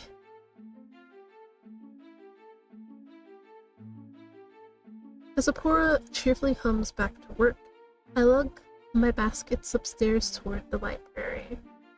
I mean, to the library. No, it all means the same thing. It all does. I should have known that Maria is always full of surprises. And again, I was somewhat hoping that we would have the chance to talk about what happened that night. She left to help Lady Ovidia so suddenly. and Lur revealed Kellen's secret to me right after that. Surely Maria has to know by now that he told me the truth. Heading inside, I tried looking for Maria. Instead, all I find is a librarian trudging along with a box of withered scrolls. Before disappearing into the aisle, Saffron spots me from the corner of her solemn eyes. Who the hell is Saffron? Is the Grandia Stella here? Apparently we know Saffron, even though we've only been here like a few times. Okay.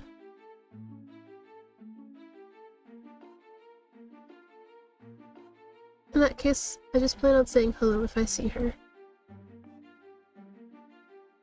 While Saffron looms off to the new archives, I set out for the older ones. The further I venture into this library, the more I realize how it's like stepping into another world. I wonder if anyone in this palace realizes how lucky they are to have these many books. If I were bold enough, I'd ask Mary if I could borrow some. But with what time would I be able to read any of them? I passed through more aisles, but there's still no sign of Maria. She might be in her workroom after all. I contemplate turning around until one of the sections catches my eye. This has to be the largest geography. I was about to say geography, oh god. Geography section I've ever seen. I wonder if this means that they also keep books on wisdom. Let's see. There's lots of maps, although they're mainly of Celeroon. There's one book here titled The Shadow Regions. The coast clear, I set my baskets down and carefully take the leather-bound book out. There's lots of sections on other regions from across the world, but I hardly recognize any of them. Some of them are seas apart from Celeroon, but they're still considered dense with fairy magic. Oh, but wait, there's a section here on wisdom. I turn to the map of my beloved homelands. Even as an illustration, wisdom never ceases to make my heart ache. Only now, how do I know it was ever really my home? I want to keep reading, but I hear footsteps nearby. In fact, they're getting closer. That's when I see a shadow coming up from behind me. Oh my god, here we go. Leave me alone! When will you learn to leave me the hell alone? Oh wait, I was supposed to read that. I forgot. I was so annoyed that I forgot to read.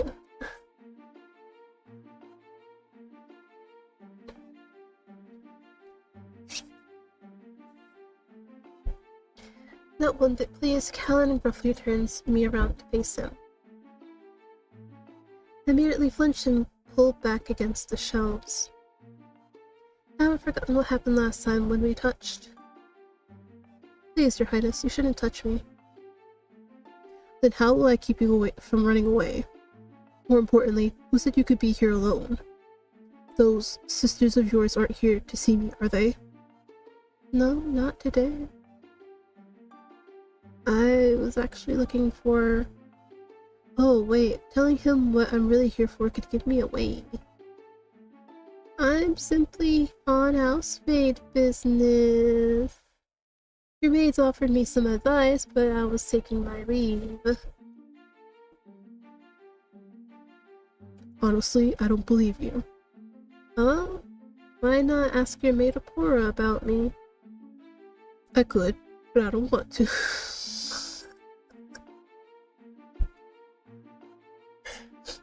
I said, yeah, I could fact check, but I don't want to. What? No matter the excuse you'll give me, I know the real reason why you're here. I follow his scout to the page on wisdom that I'm still holding. You step into my domain. Also, you can just have a look at that. Right. What if you're the one who's intruding, actually?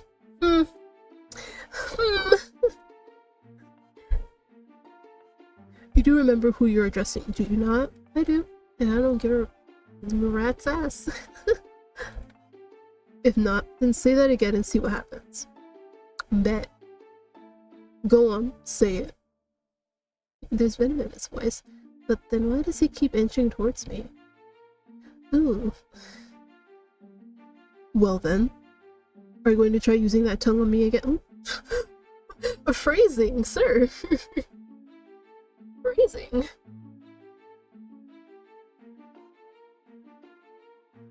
Why should I when you're already making use of yours?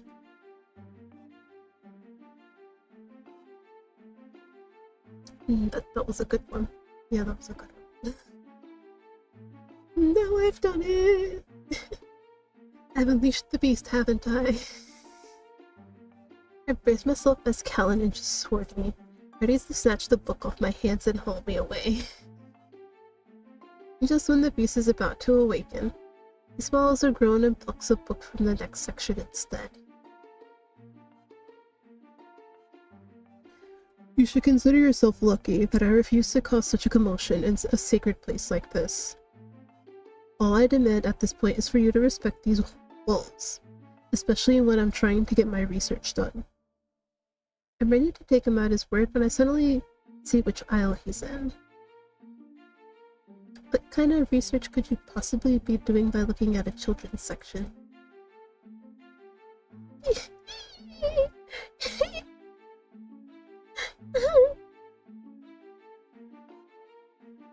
Why not the very kind that explains how you mortals became so cheeky towards us? He can attempt to conceal his error all he wants, but he's not fooling me. Surely he's forgetting his choice of book right now. Tell me there's no other reason why you're here. Answer me. I want to say, but the words keep faltering on my lips. If only he knew that I want nothing more than to leave right now. I don't want to have to wait until he's wounded to have to run away again. Hearing Saffron nearby, Callan lowers his voice. If you want a real reason to stay, then follow me. No, I don't. I just want to get the hell out of here. Stop. Leave me alone. Let me go.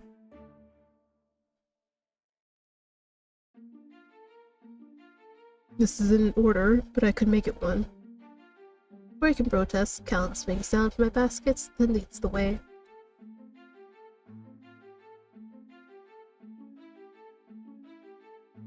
If only I could borrow him during my busiest shopping days in the markets, right?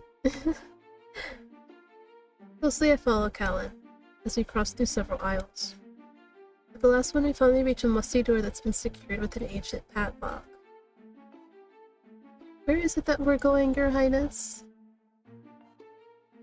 We don't need a proper discussion, just let me go the hell home. What the fuck? This man is not letting me go home. What is his deal? Somewhere we can have a proper discussion. He remains terse as he takes out a rusted key from his pocket. Once the heavy lock clicks open, Callan holds the door open for me.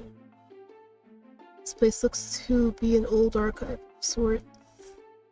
Each scroll looks as if it'll crumble into dust if we so much as touch one. You'll have to excuse the dust. I explicitly told the librarian to leave this place untouched until I was finished with my work. Your work? I'm not gonna lie, I thought it said you work. I was about to say, yo! Oh, man. Imagine if it said you work. Like you, a prince doing work?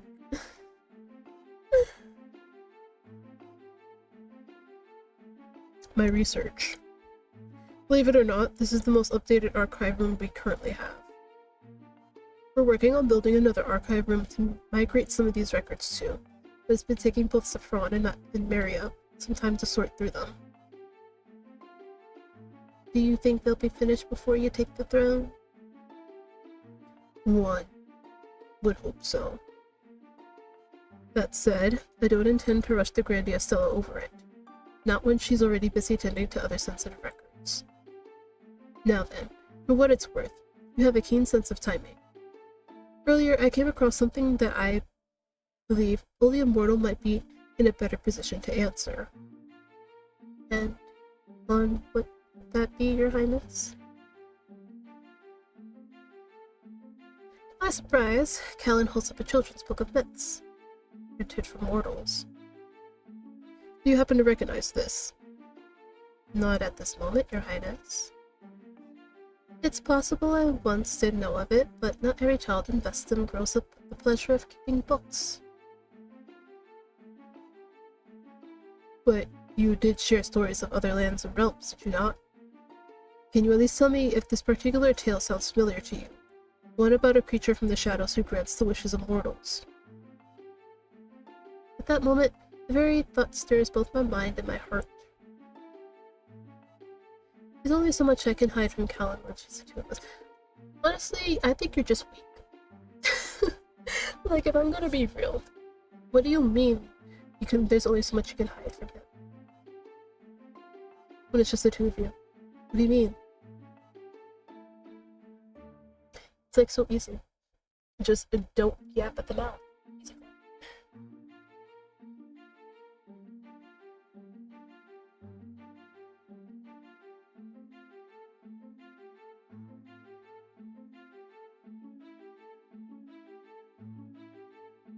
Sorry. I had to blow my nose.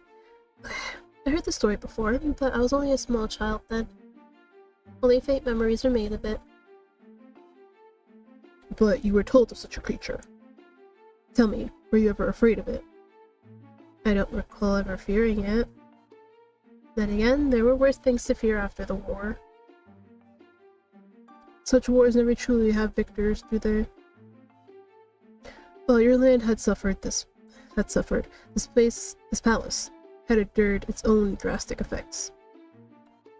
I'm well aware of how drastically your world changed too. I just yearn to understand where exactly your perception of our world turned dark enough to spur the need for war. So that's what he wants to know.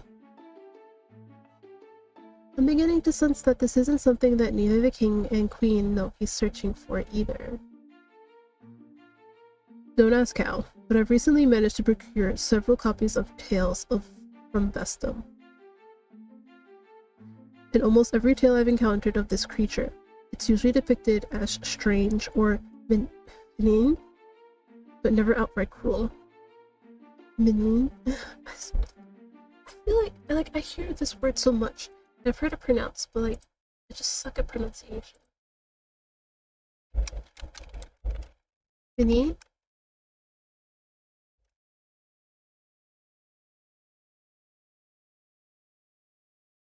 Oh, benign. Benign.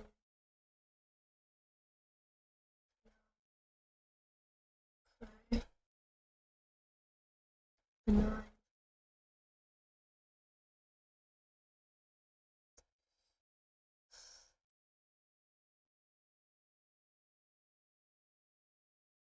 Okay, benign. Benign. This word must stupid place. Strange or benign, but never outright cruel. Got it. In your world, they called it the Umbra.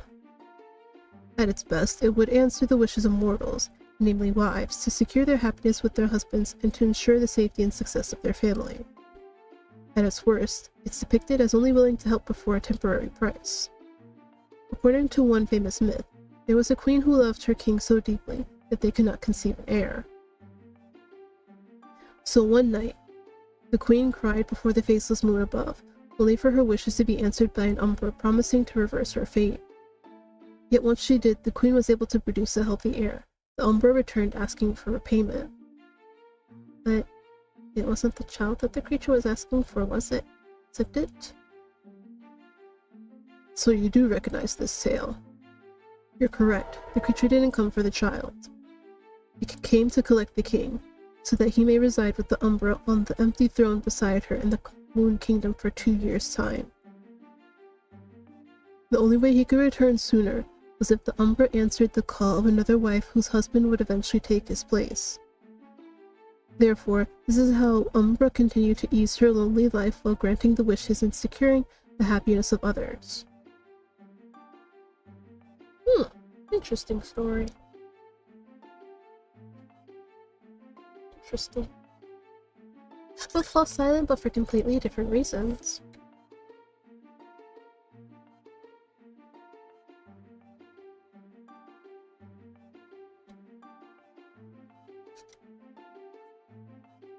Hearing that tale again, I feel as if I'm back in Vesta, pressing flowers into tattered sheets by a crackling earth, as night falls and stars scatter overhead. In case you are aware of Celerune's history, there was once a breed of fairies who really did answer to the shadows of the moon. They were the first rulers of the moondusk court, up until the wars came. In the aftermath, it was my celestite father who took control of the throne when there was no umbral ruler left to lead. And soon that same throne will be yours, is that right? That question almost stings at Callan, even as he tries to brush it off. I suppose I just don't understand how such mortals could portray the umbrals in such benign ways, only to turn against them. Well, I've been told for years that these mortals simply acted through greed, jealousy, or hatred for the unknown. I found myself asking one simple question. Why is there no record in any of my family's books of the kinship between the umbrals of Celerune and the mortals of Vestum? Oh god, sorry. Saliva went down the wrong pipe, oh my god. I swear this happens every time I read visual novels. See, the reason why there's no record is because if there's a record, then history will not make sense.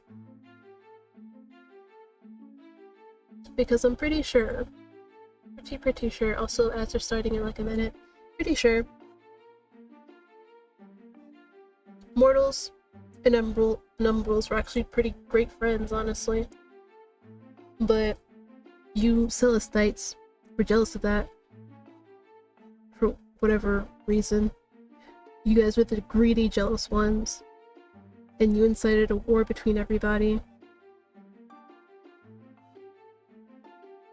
Yeah, that actually sounds like what happened. They were the greedy, jealous ones. They wanted everything. So like, alright, let's start war.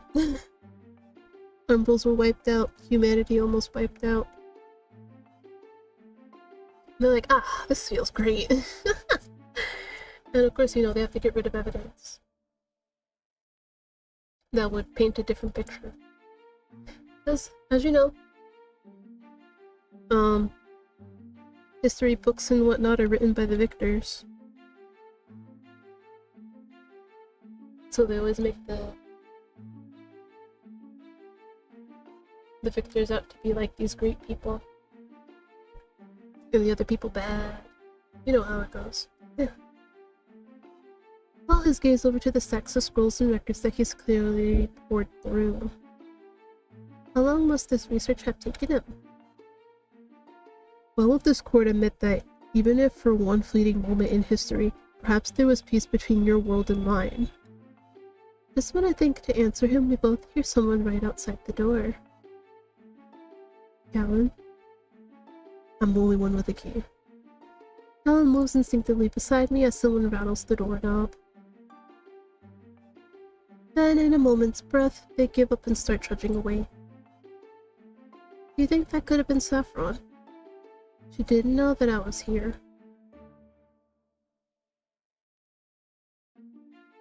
That didn't sound like her or Maria. Suspicious, Callan approaches the door with the key, still tight in his hands. Whoever it was, I can't hear them anymore. Perhaps you should wait here with me. No. Sir, I can't do that. Your Highness, perhaps this is a sign that I should go. I overstayed my welcome to your palace as it is. Overstayed? I happened to invite you here. If you even think of leaving, I would just order you to stay. But I'd just go against it. I'd just go against it though. You wouldn't, would you, Your Highness? Because if you did, that would certainly be only what a beast would do. Come again? A subtle growl in his voice has me stepping away from the door.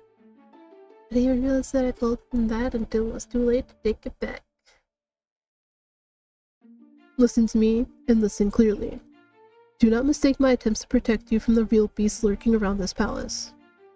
If I say to keep this door shut, it's more for your sake than mine. Who are you trying to protect me from, then? Gritting his teeth, Helen puts an arm between me and the door so he can check outside for himself. As he creaks the door open, his gaze pierces across the aisles, all while keeping me right beside him. Wait here. Without another word, Callan drops the key into my hand as he heads toward one of the aisles. Suddenly, I hear a murmuring of voices just past the next section. And then I see a familiar rugged cape sweeping across the floor. Is that Lur? Bestie! Lur! I peer out from the door as Callan's voice tightens at the mere knight's presence. Who sent you here? As a matter of fact, it was the Grande Estella. The Grande Estella said she'd be here, or has she run off elsewhere? You'll have to go check with her apprentice. Then what about you? Don't you have one of your usual stuffy teas you should be getting to? I thought the Queen was being more vigilant about you skipping— oh god.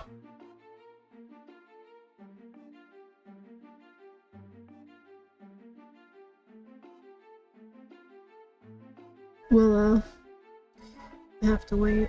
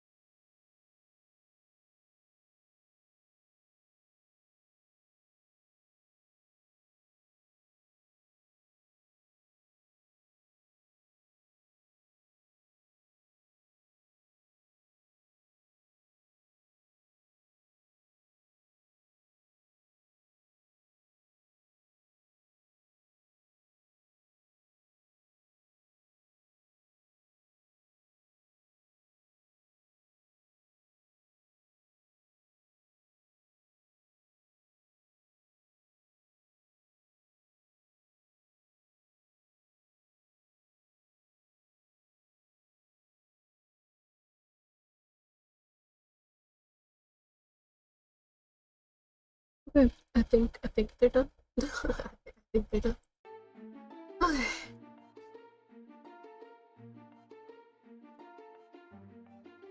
I thought the queen was being more vigilant about you skipping out on the social party since... Since when is my personal schedule any of your business? Remember who you're addressing, Regulus... Regulus? Readers? Readers? No! My pronunciation is so ass. There's only one reason why you're here, and I have no qualms about reminding you should no one else do it. Do I make myself clear, Sir Lur? Clearer than the fullest moon in the sky. Sensing Callan's ire, Lur resorts to a quick bow before taking his leave. Callan waits until the coast is truly clear to return to him. My key, please, Betty. That is your name, isn't it? I didn't think you knew it, or even cared to remember it if you did. I'm somewhat surprised I remember it as well. I've heard your name in passing before, but it's yet to reach my lips until today. Perhaps for good reason. Callan never breaks his gaze, even after I drop the key into his palm. When Callan clasps the key tight, I imagine what it would be like if the key were my hand instead. Huh, no! You already have a man! Stop! To my surprise, not only does Callan reach my hand, but he brings it carefully to his lips. Are you?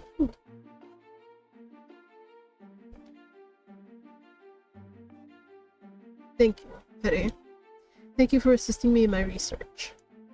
I can only wonder whether any revelations I'm beginning to discover about my realm and yours could be significant enough to change the course of time. Perhaps I'm simply chasing a dream. In either case, please, take your memories, vest them, and put them next to my rose. I'll pretend that sentence made sense. Callan offers me back the keep saying geography. Oh, I know, geography is right. Geography book, along with the storybooks of myths. If only he realized that when I look upon these books now, I can barely trust my past memories. At the very least, I can treasure them knowing it be one of the few souls in this court who sees my beloved lands for what they truly are. Alright, whose is it?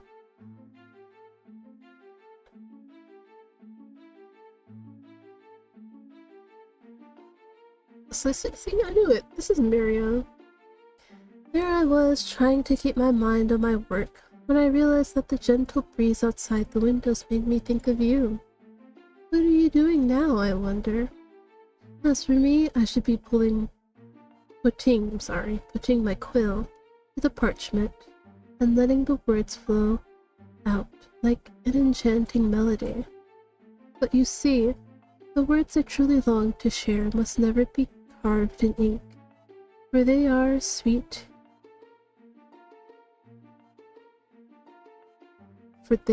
secret to keep. Okay.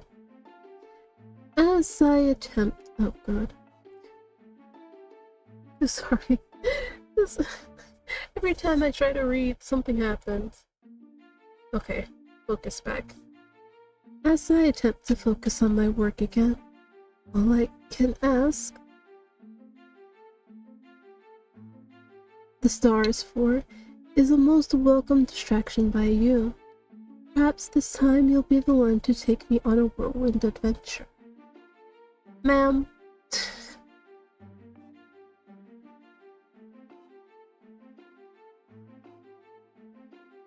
Enjoy the gentle breeze at the shops. To keep the princess suitors at the edge of their seats, the royal family has offered them a bejeweled twist. Those personally chosen by the queen will have the chance to borrow one of the court's most treasured pieces for the next masquerade. Let's cause quite the stir in town. My foster sisters have miraculously managed to receive theirs. At least this means I won't have to endure their wrath, or at least more than they usually have.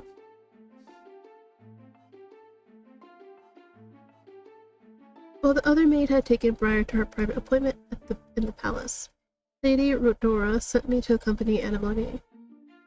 Of the two sisters, I sorely wish I could have dealt with Briar instead. The past hour, Anemone has been giving Opora the maid quite the theatrics.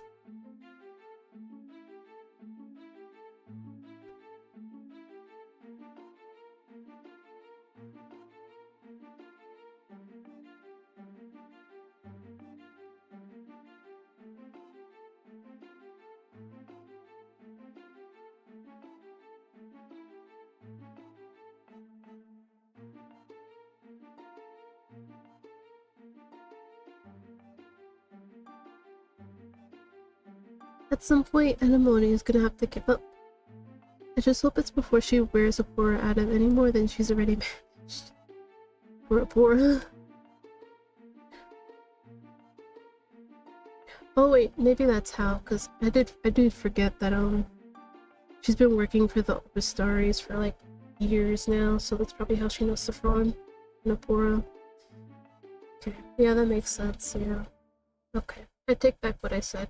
I take it back. It literally just dawned on me, like, the main character has been working for these people for years. This maid has been nothing but a saint.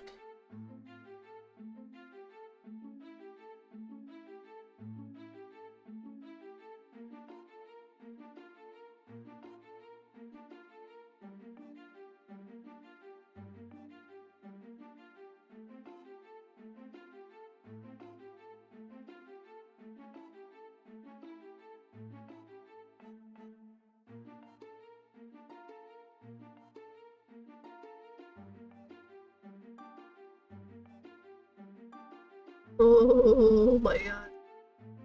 How Opora hasn't snapped? I'll never know.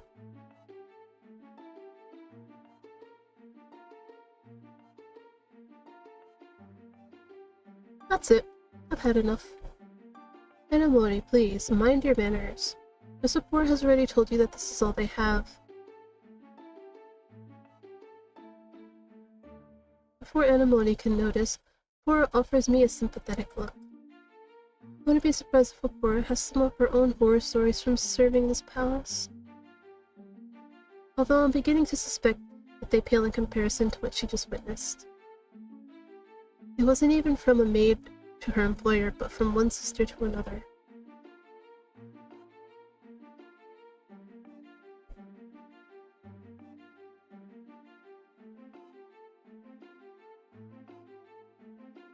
Oh, before Opora can escape alone, Anemone is quick. Anemone is quick to invite herself along. Poor Opora, was hoping she'd have a break from her. Since I've been left behind, I finally have the chance to let out a sigh. Why can't you just pick something from this collection, as gorgeous as it is? Does she forget then that every noble is going to get the same opportunity as her?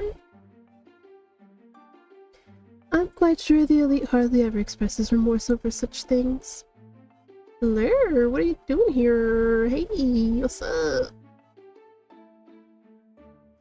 Well, I'm currently trying to figure out whether to shut the door or not.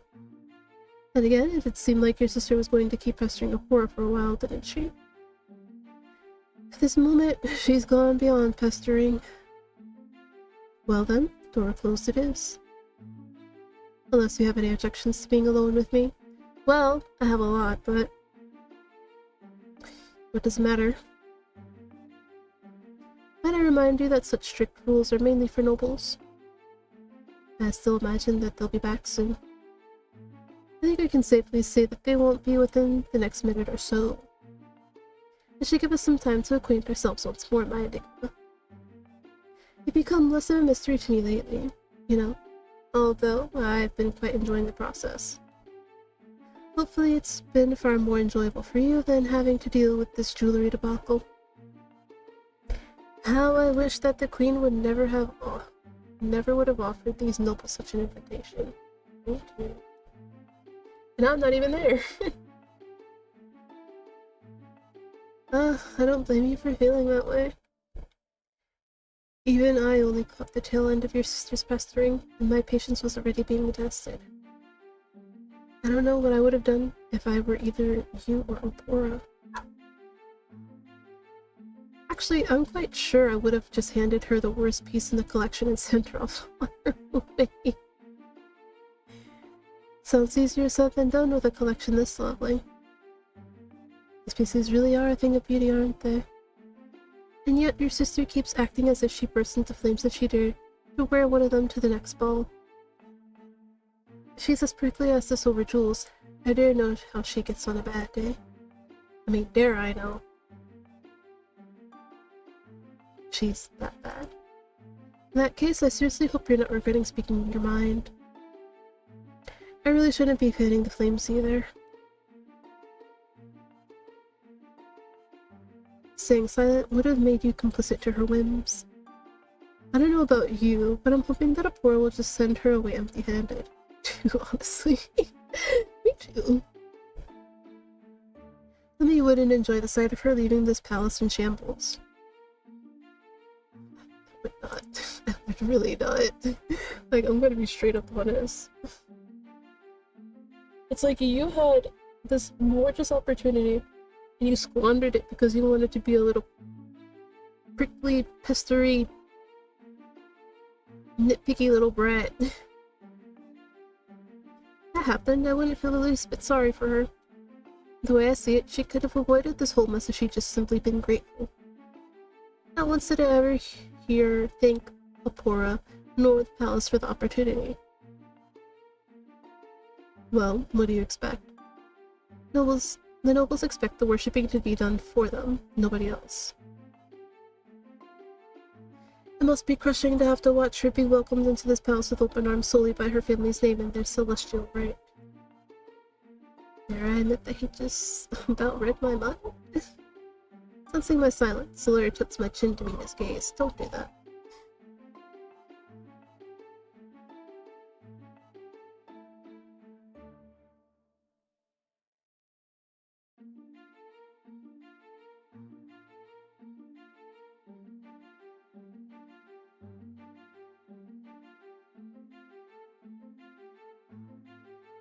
Like, that's so sexy of you, man, but like, not in this situation.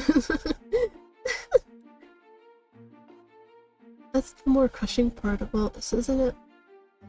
When you arrive alone, it's as if you need permission to exist here. When she leads the way, you finally made it, but at the cost of your existence.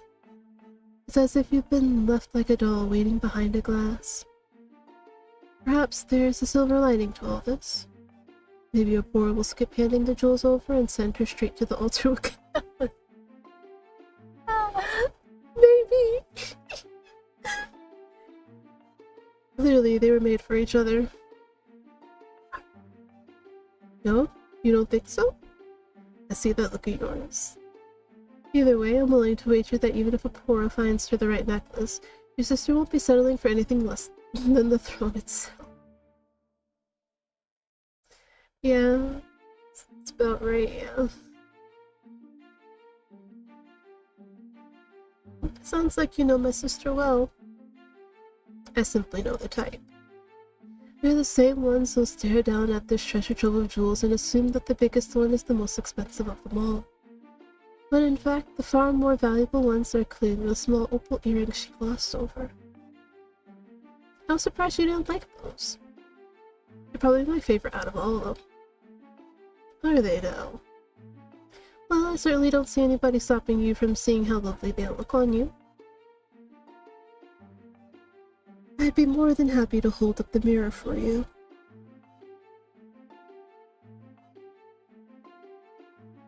Ah, you're jesting again. Jesting? I was being serious, Petty. We've been here for how long and they have yet to be back?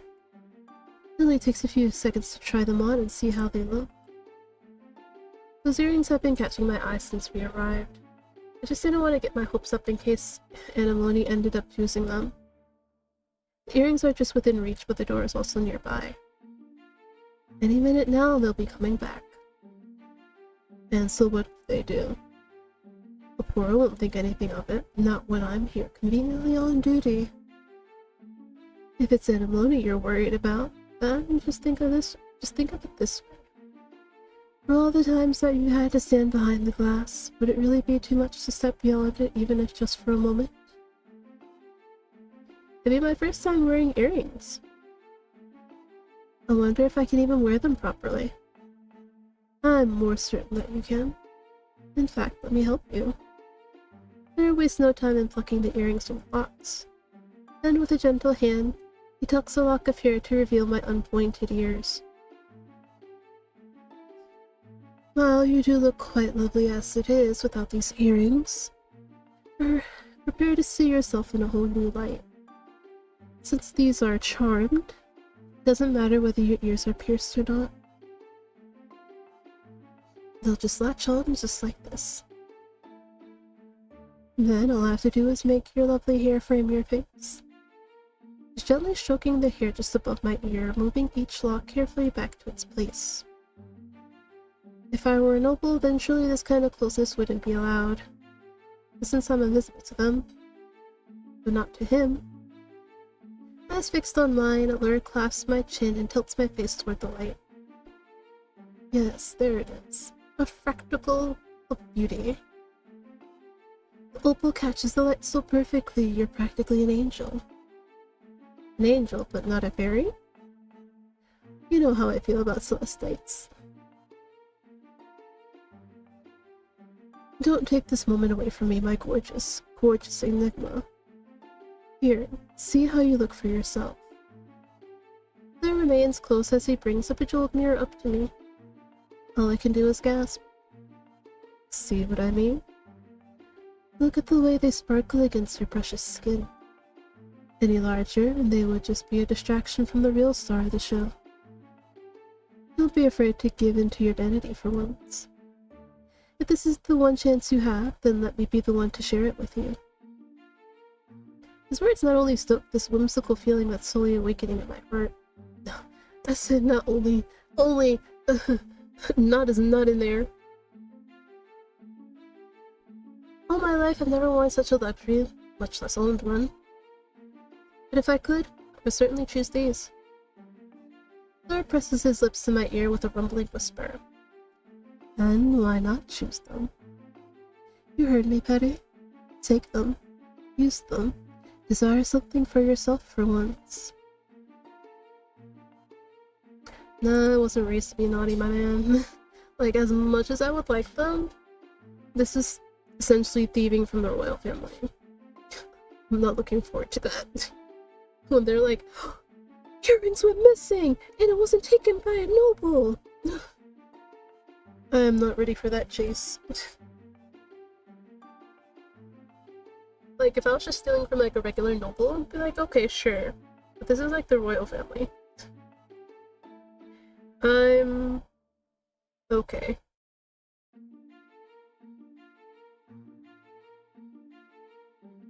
Like, I don't have a death wish. Not today. Okay.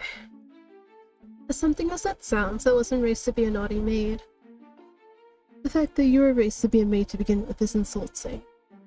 Anyone can clearly tell that you're not meant to be one.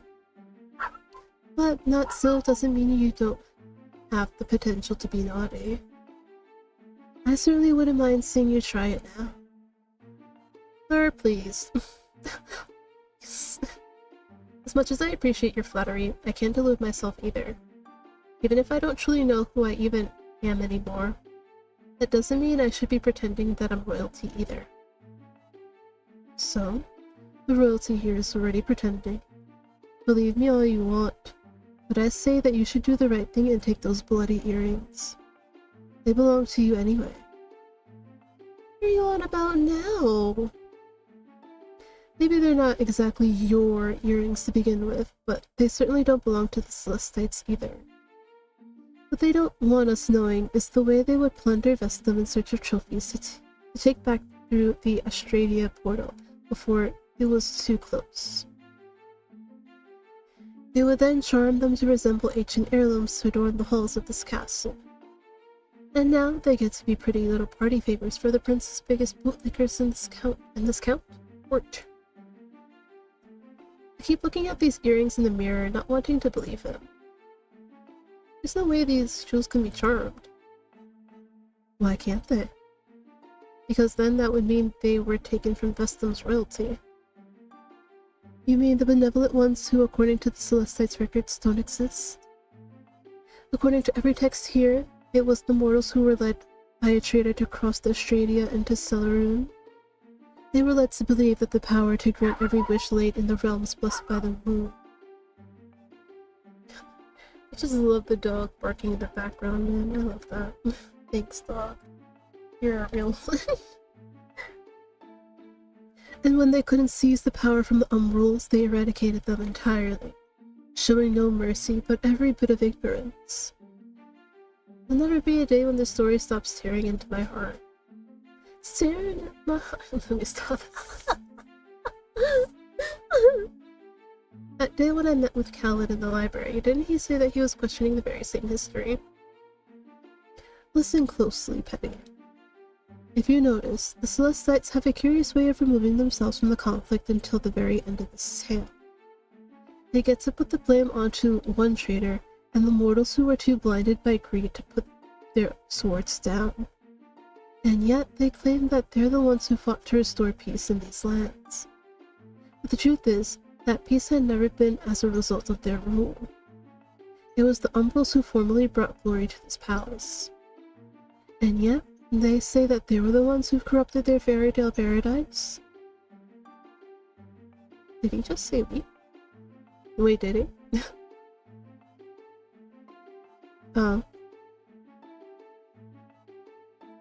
Okay. He did say we. We. Claire, what do you mean by we? Question mark? Suddenly, the door clicks open. At once, I rush to tug the earrings off and put them back into the box. Yes, Apora?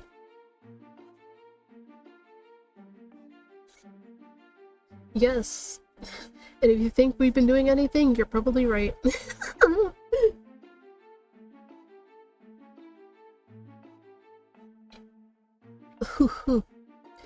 I thought she was lost.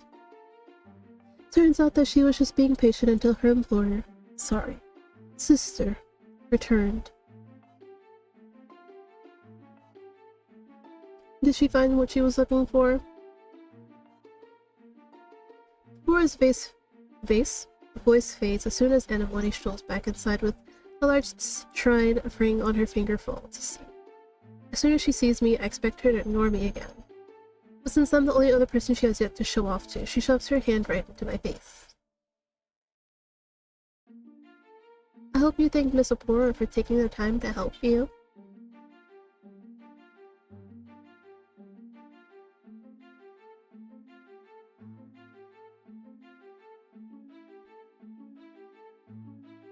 The color trace from Apora's face. Apora! Even Lur clenches his teeth, but Anemone quickly notices and her eyes turn into slits. You thought I was lost.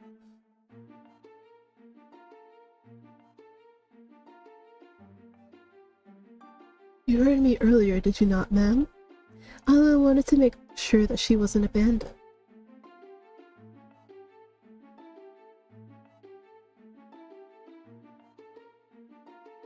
Well, there are no indiscretions here.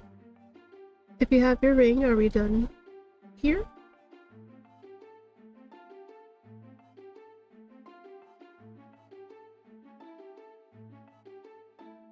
The moment she points down to the box, I almost gasp. Heavens, I know I put them back. Unless I happen to drop them somewhere? As Apora starts searching under the box, I desperately look to the floor. Please let them be somewhere nearby. Please let them be.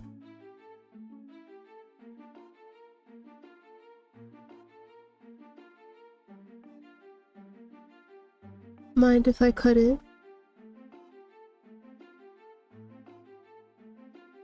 As nice as it is to know that I'm constantly on all of your minds, I do believe that these might be what you're looking for. Grinning, Lair plops both earrings onto a porous hand. They were on the floor, right beside the bed. I must have bumped into the box earlier when I came rushing in thinking that Miss Betty was in need of assistance. What are these lies that you're spinning? There I go again, trying to be so noble for a pretty face. At least I've given some more stories to tell during tea time, eh? Fuming, Anamoni simply purses her lips at him. Then with a sweep of her train, she storms for the door with her citrine ring still bright on her finger. I barely have enough time to offer a poor and apologetic curtsy before Lur walks me to the door. Just before I leave, he presses his lip to my ear, his breath warm against my skin. Remember what I told you, my enigma. It's time to start looking at all those faces for what they truly are. They're not the ones of nobles, but of peasants who owe you more than just jewels. Another letter?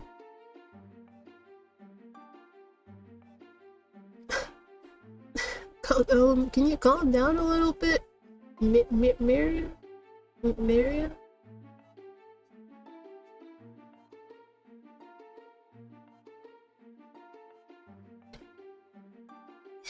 She needs to relax a little bit. The currents of destiny are swift and true, and most of all, they keep pointing to you. Fear not my guiding star, for you have nothing to fear. When there's a luminous spirit that refuses to dim, even when you doubt your own path. While some may call you a diamond in the rough, I prefer to see you as my opal, my moonstone, and my incandescent crystal. Hold on. Let me look that word up. I don't think I've heard that word.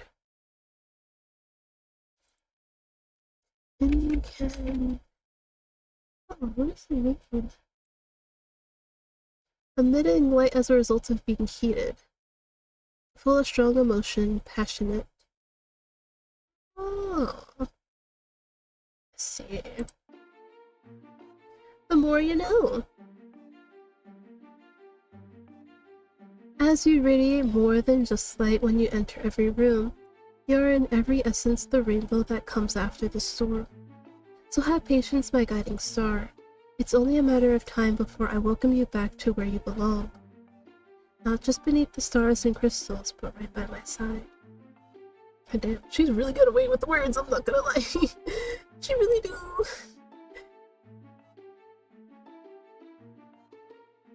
But yeah.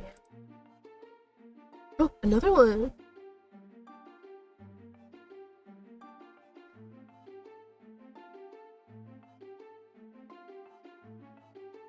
I've been letting the moon guide me to you, but I now sense a change in our cosmic paths.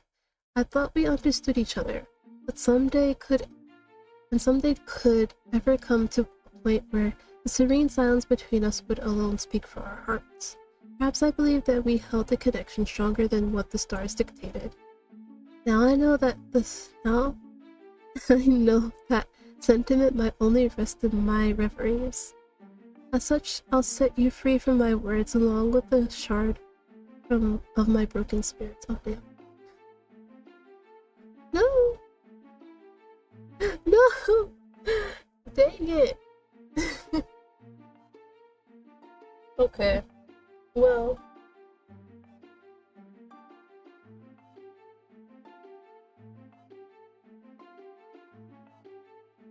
We managed to get this far.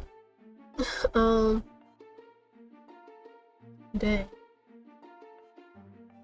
I think I'm gonna have to, like, figure out, like, the secret sauce. Oh, man. There's definitely, what's the word?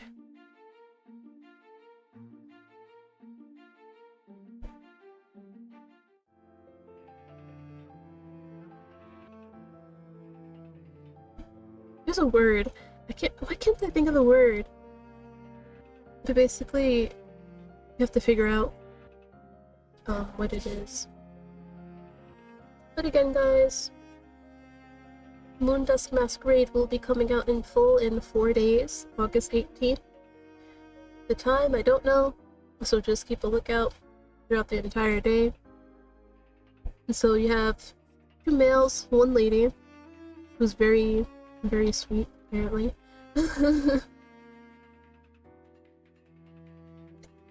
Honestly, I don't think I'd mind doing areas for... Well, first, this guy. This guy who's like literally right next to me. This guy. He comes first. But yeah, remember, it comes out on August 18th. You can wishlist it on Steam, or you can also get it on itch.io. I don't know if they have it on other sites, or like their own kind of website, but those are the 2 places where you can get it. They also have plenty of other games you can play, like Love Cult, Sifting Time. Is it time or time? I still don't know. Well, we can look it up since we're here. Yeah. Is it time or it's time? Okay, I guess it is time. Weird. So as I was saying, you can play Love Cult, Sifting Time,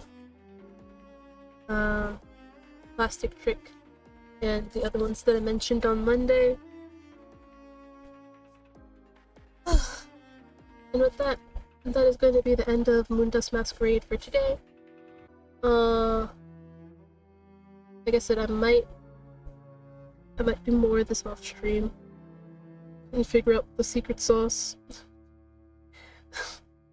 I know it's kind of weird calling it secret sauce, but yeah, figure out the secret sauce for finally getting to somebody's fruit. Because man, I thought I was doing good, but then they're like, nah, ass. Ah. Oh man. Do I just have to like accept everybody's letter? Is that it? You know what? I kind of want to look. Hold on. What if I just like accept everybody's letter?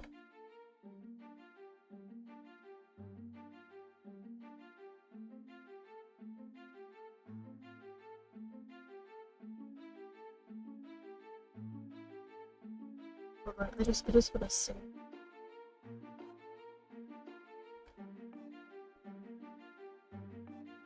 So I'll just pretty much do the same things that I did, except change it up a little bit. Let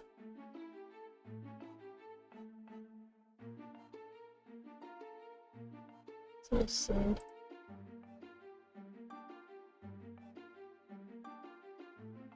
No. No.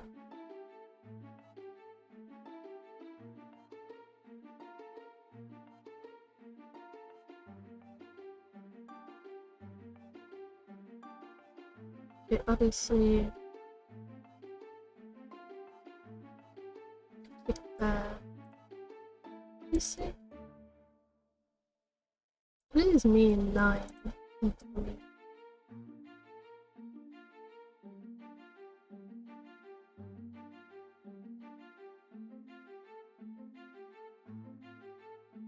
Okay, so this one is...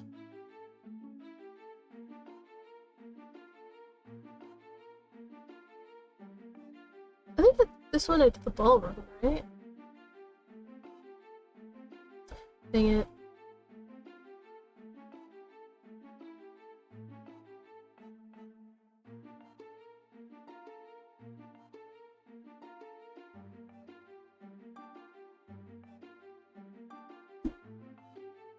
Sorry, I could not remember.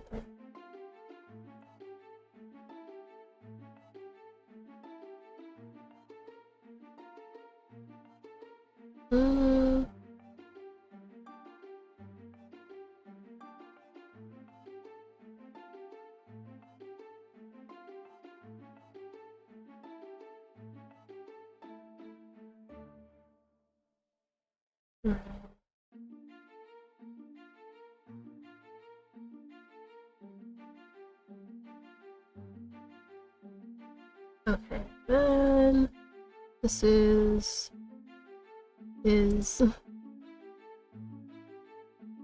think I did this one, right? No, I don't think I did. I can't remember which one I did. Oh no. Well, this is why we can go back into the VOD and see what I did. I for sure don't remember.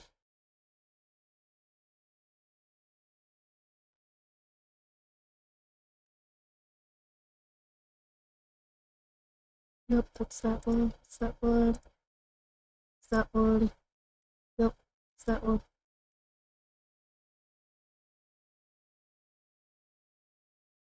Oh right, I disappeared for a little bit.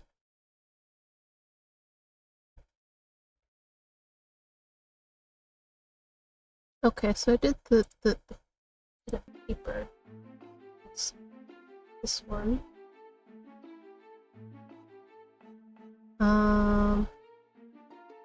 I think this is new stuff, right?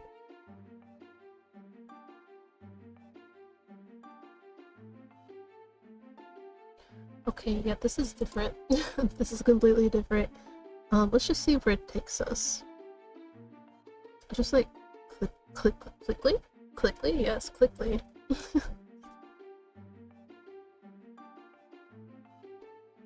Let's see, who do we get with this one? Because so basically when we said put the pen and ink, pen ink, it's the same thing. Basically when we did that, we got Callan with the hint of blur.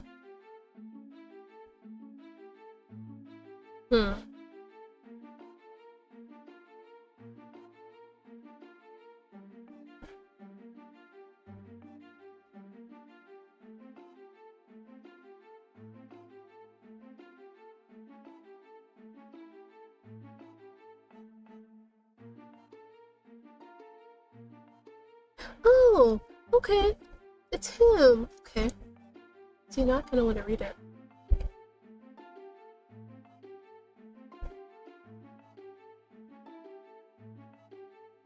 Okay, so I think I'm starting to understand what's going. But depending on how you respond to these letters, you get a different scenario.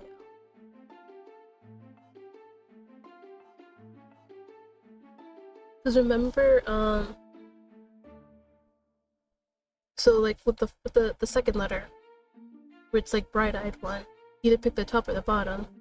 If you pick the bottom, you get sent to Callan event. But if you pick the top one, you get sent to Lure.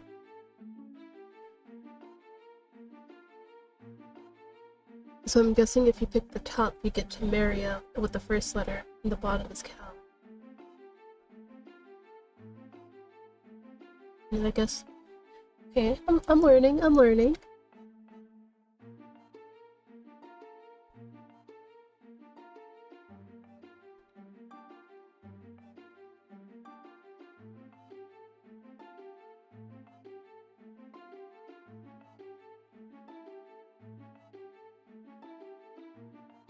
Ooh, sneak up behind him. No, because it'd be surprising with an embrace. Ooh. Ooh, I can imagine the swing back you up face.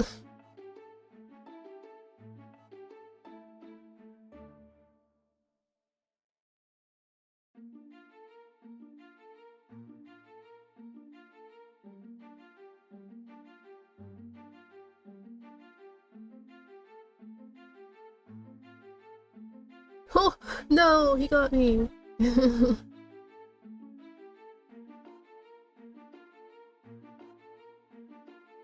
Damn. It's calling.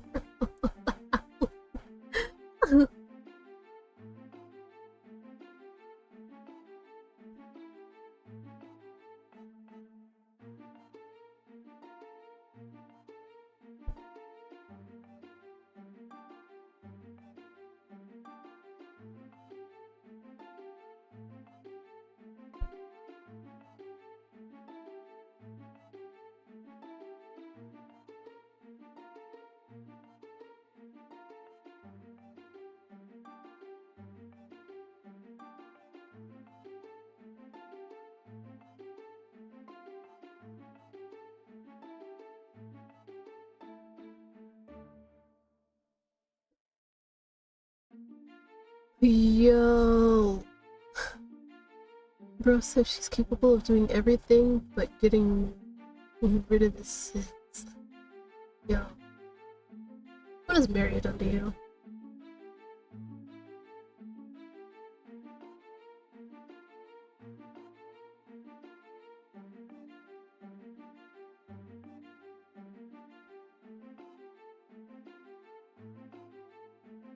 Nope. Yes. Did you do it for a kiss? Hey, listen, I'll kiss you. I have no qualms with that. I'll kiss you. Mine. Yes.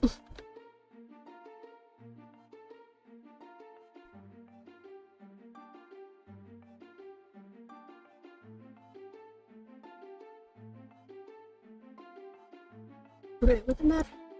Would it matter?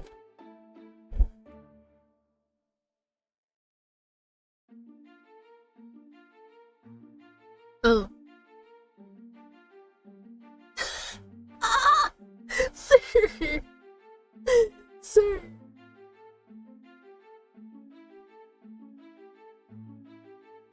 Well...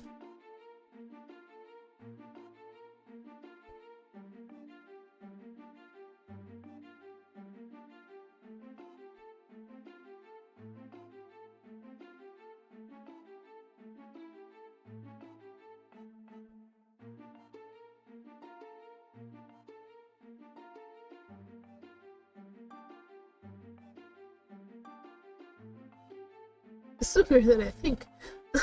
Sir, calm down. Go to horny jail.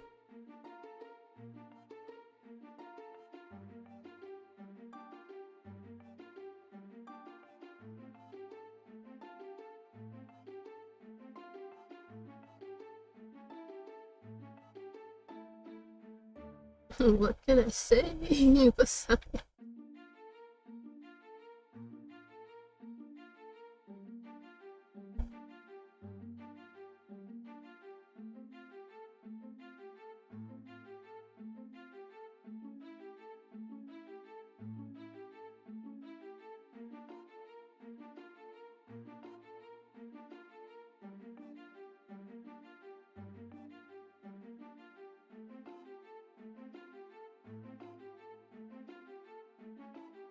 Oh, he's only a half?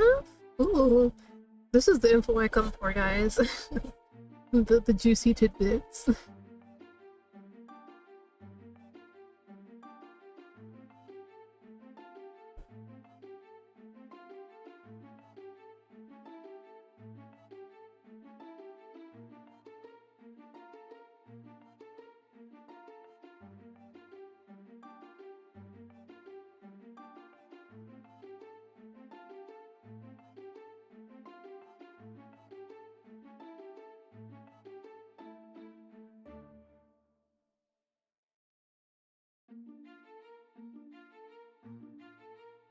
So you're writing to me? Or is it Clementine?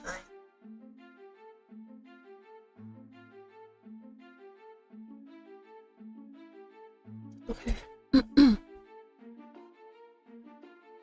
Okay,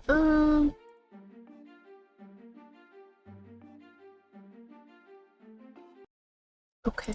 I think this is a new one, right?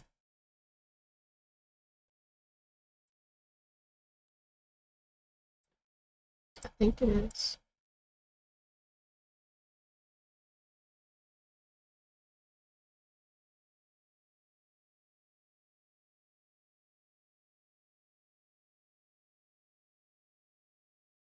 Yeah, it's a new one. Oh no, I don't know what this new one does. Oh no.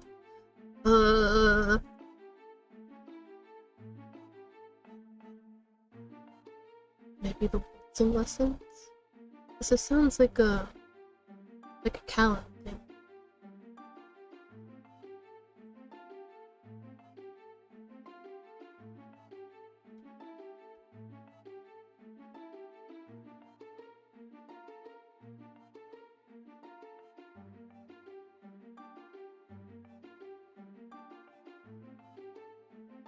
Okay. Mm-hmm.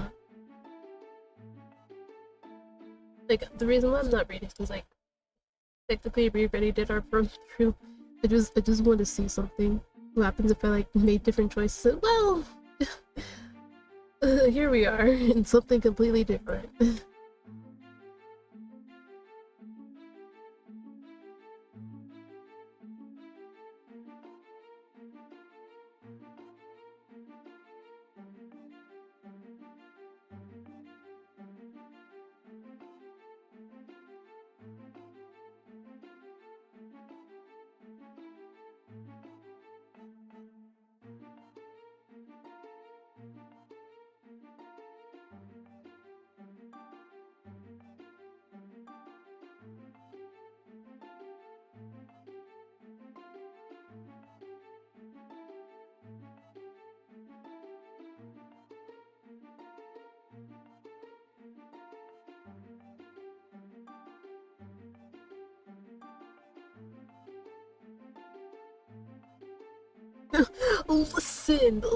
Listen. I'm the one who said don't. He said do.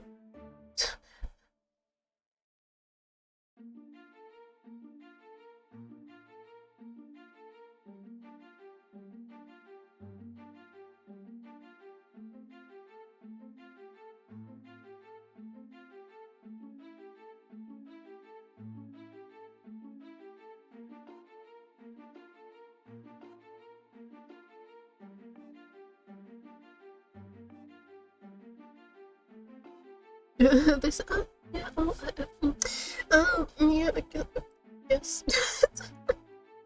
Look at them stuttering.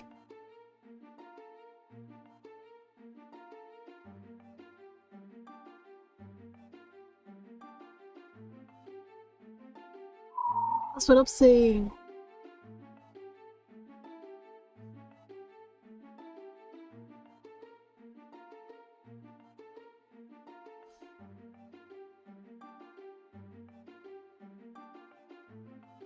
Oh, so we're gonna be spending time with Maria? Yeah.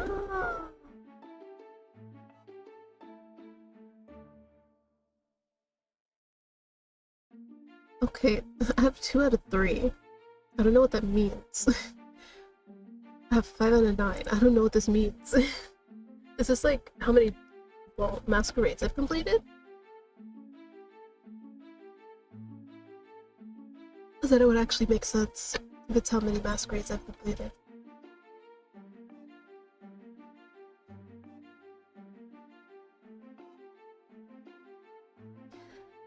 Man, isn't she radiant, guys?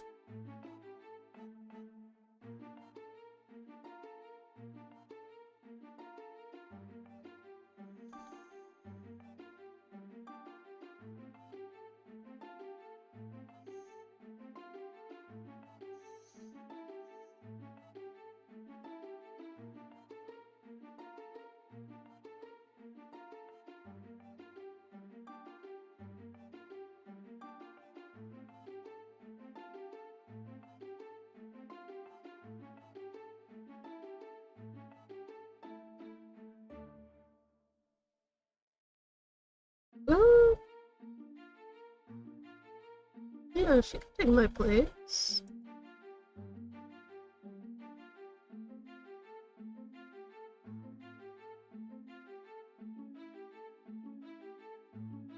I, Maria.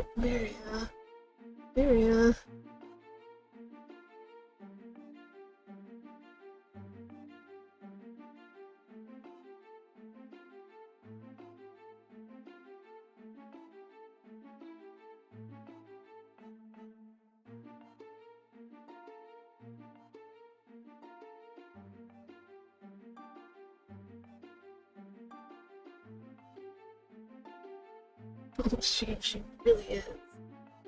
Brody, it's going on. Oh dear, I let my bread get hard.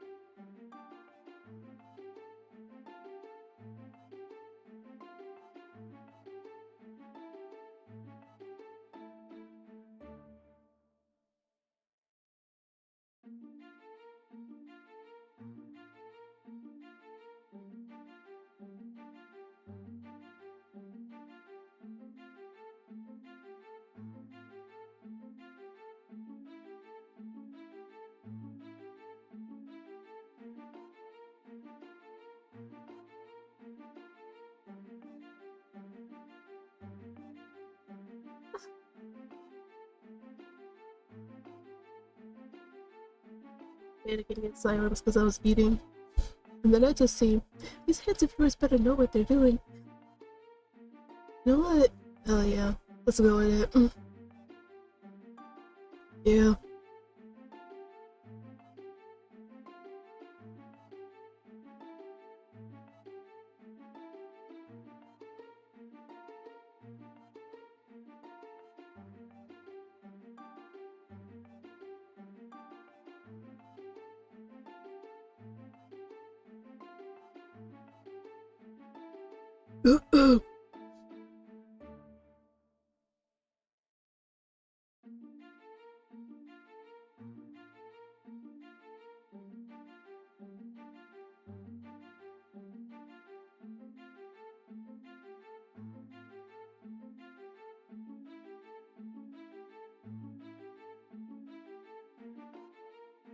Yes, Maria. Damn. She's cool.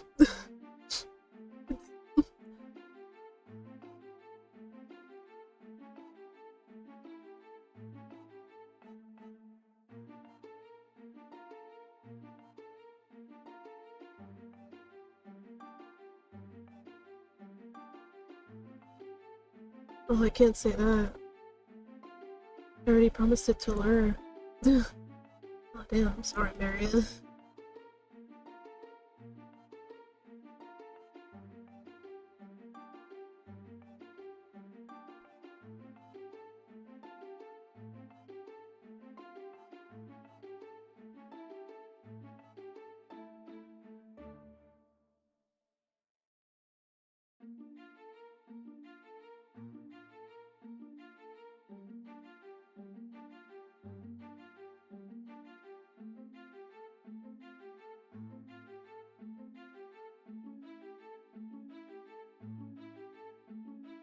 So, okay, so am I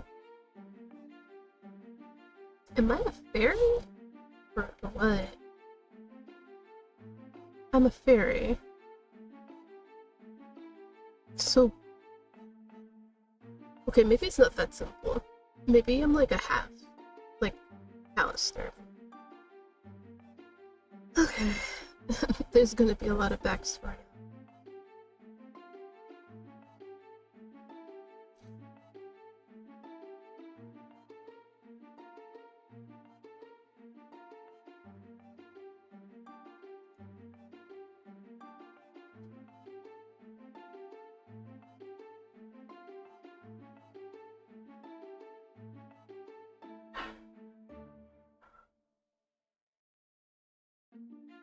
Wait, did I get drained from it? Because if I get drained from it, then that means I'm not Celestite. It means I'm something else completely.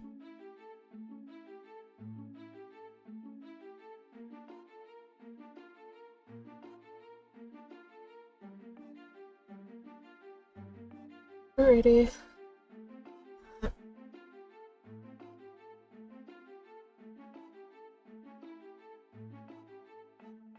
Did I ever read the other one? I think I did. Alright, when I close my eyes, there you are in my dreams. I dream of us preparing for the ball. Your delicate hands on my collar, like gloves running along your angelic shoulders. Even our masks are matching. It's all so clear and vivid to me. Yeah, this man is so down bad. Yo.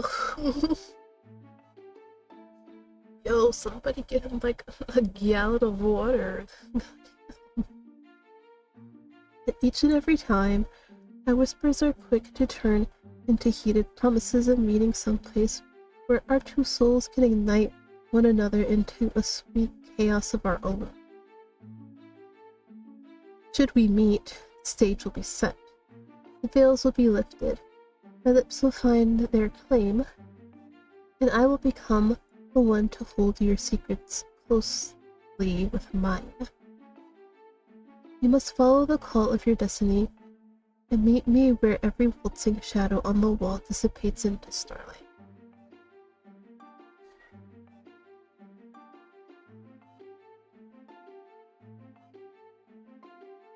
Should I lock this message away and ease my heart?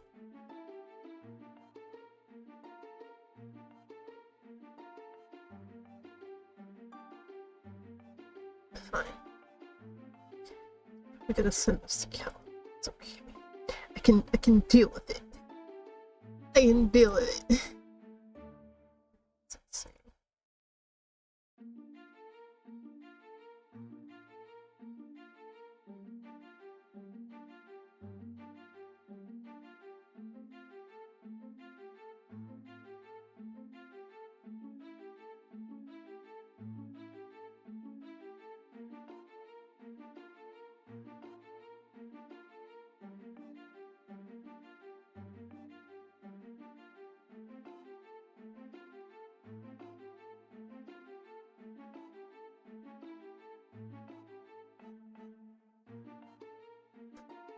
Yeah. My god, hi! Damn, but it was gonna be there. Gotta wish.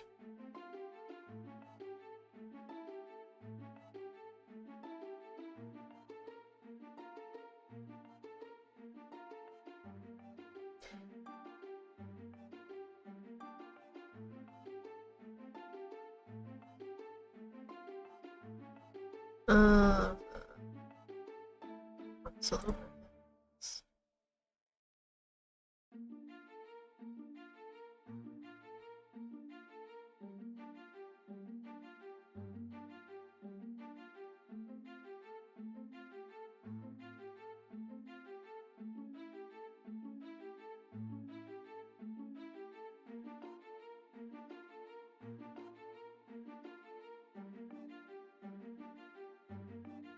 well, but you know who?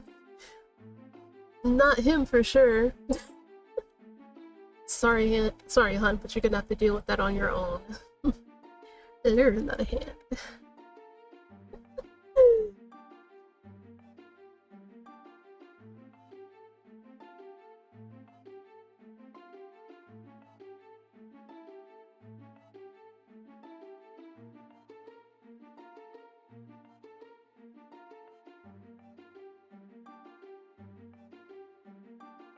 My mask of diamonds is insane. I'd take that off and sell it. Yo, imagine all the money I get.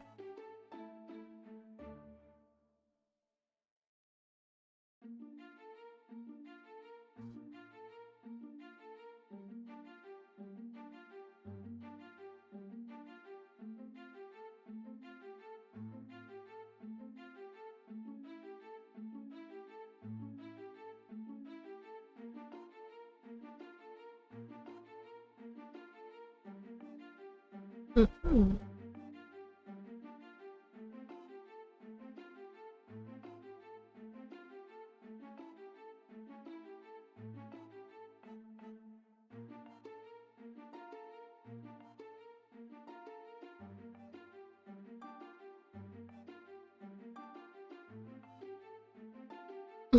I wish I could say the same for yes, the typical beautiful on the outside, but ugly on the inside.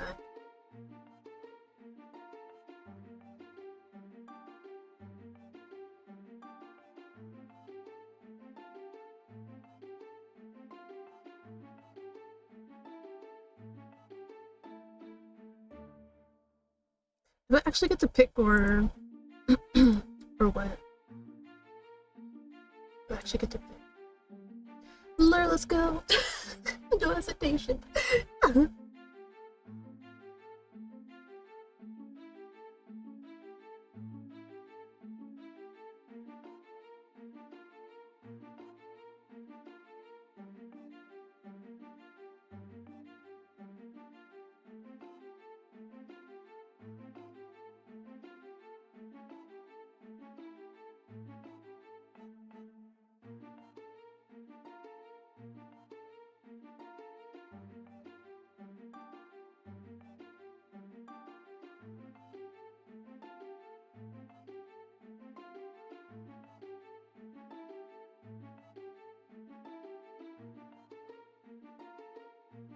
No?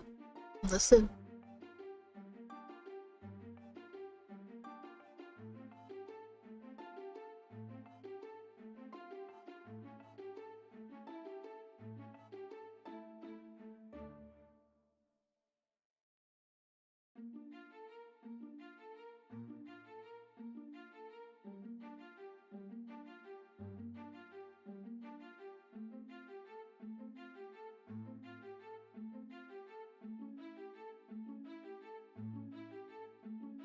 Listen, listen, I was very curious, okay? I didn't think you guys were gonna continue if I showed up.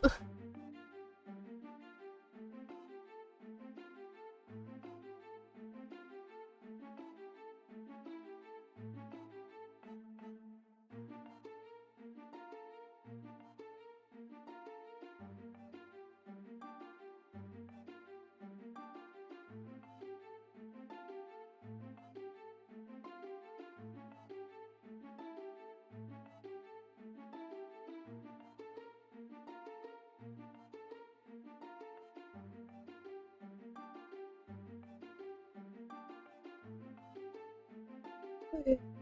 I guess we're slowly making it somehow.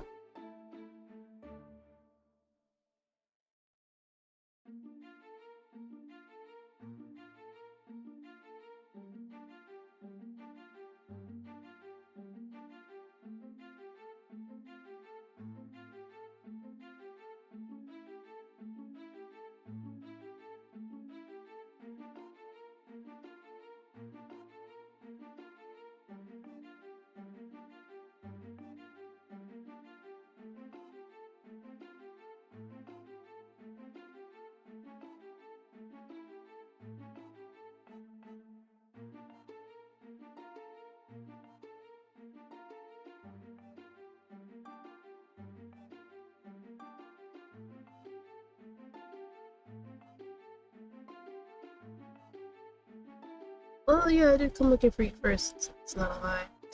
I can't lie about that. Sorry. I got a little bit happy when they said I could.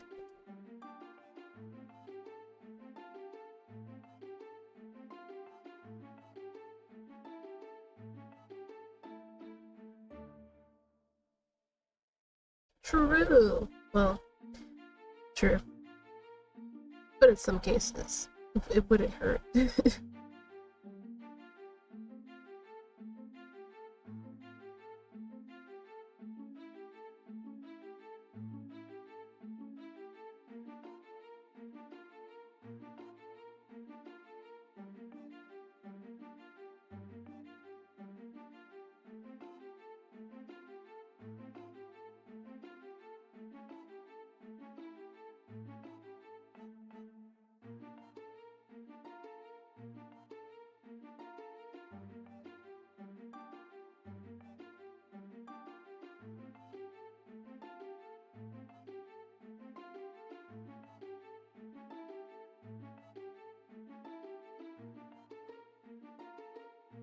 Well,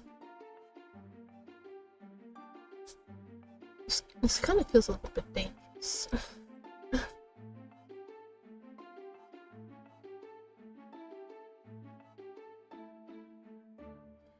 I don't know. Well, we already jumped in. We might as well go all the way to the deep end. Let's go. Let's go to the deep end.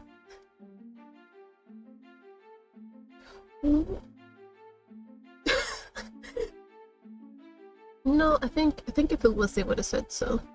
I think if there was, they would have said so.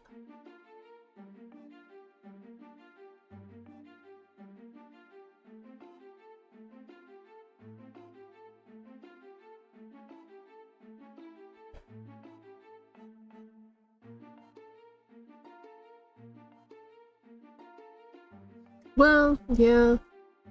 I mean, I don't think they were ever a secret, but sure.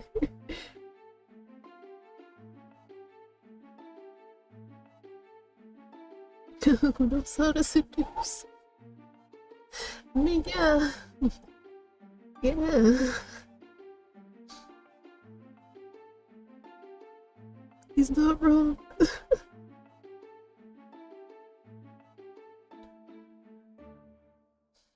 He's right.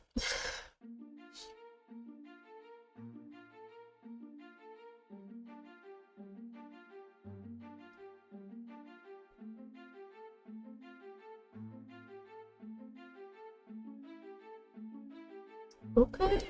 We're going there, huh? Ah.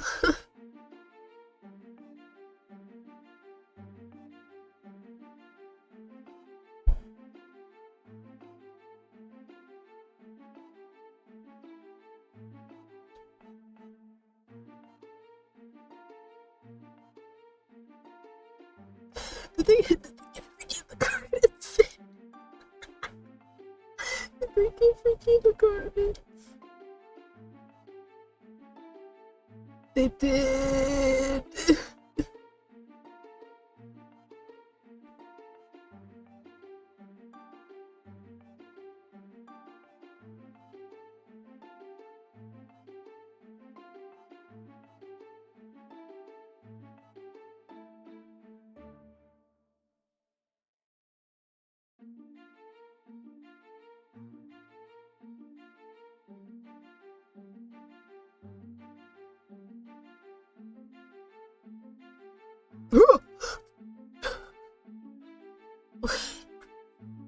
I know I read it, but it's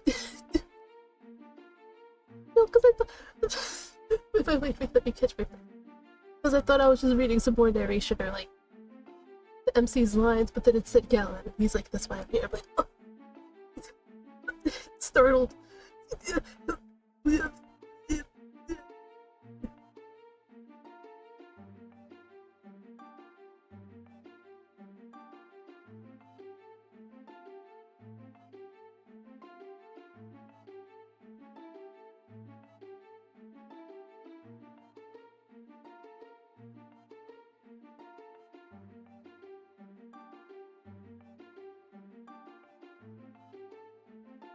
Ray, I don't.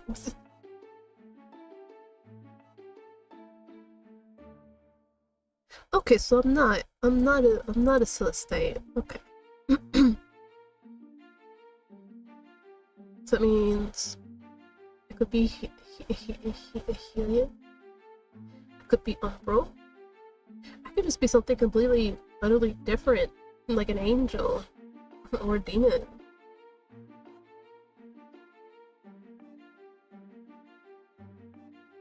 Oh, don't propose. Oh no, don't do that. Don't do that.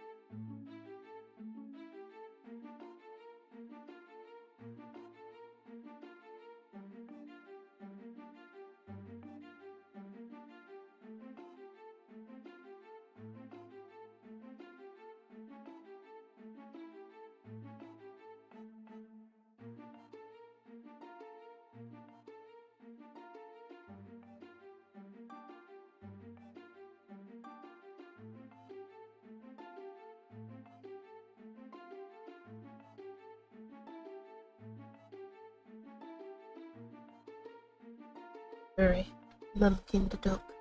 Wait, so I'm Umbral Fairy? Hell yeah! Oh wait, why was I told that I was mortal though?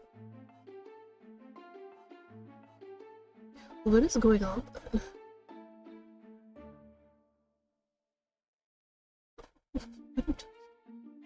Wait, but how? No, but I want to be with her. But I want to be with her. So,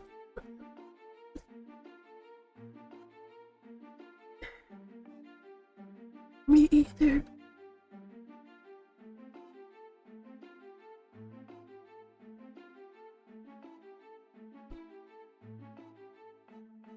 Offer me love, man. I'm not marrying somebody without love.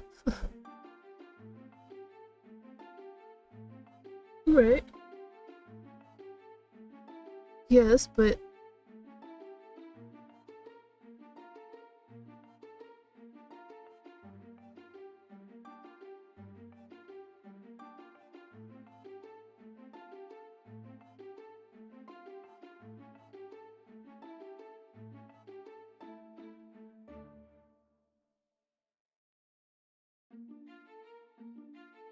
Yeah, what then?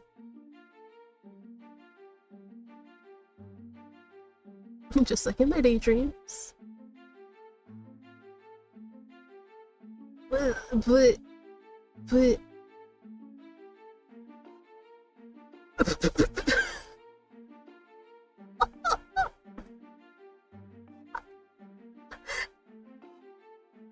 Oh,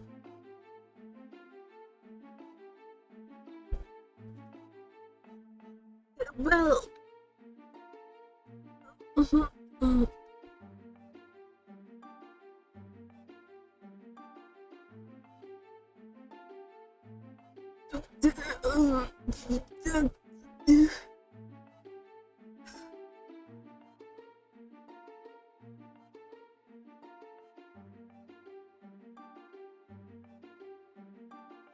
Well, even though I just did that with her. Okay.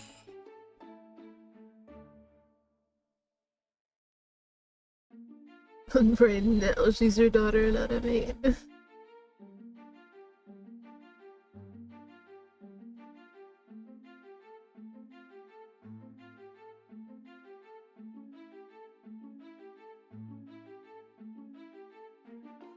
Okay. I mean, okay.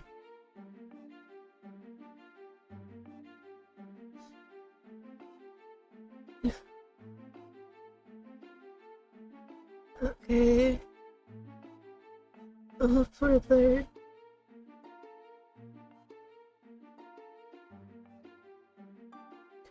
Wait. Who is sending this actually?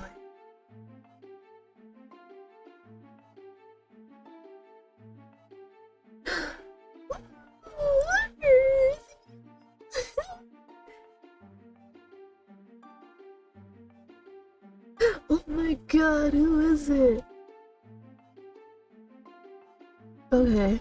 So we made it. Okay. Okay guys, we made it. We still have like 3 letters though.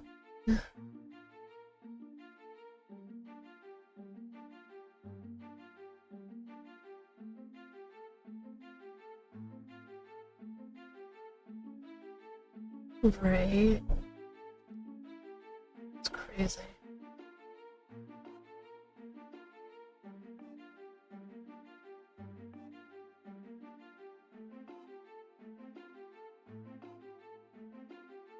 I mean, hey, at least I could, like, meet up with her.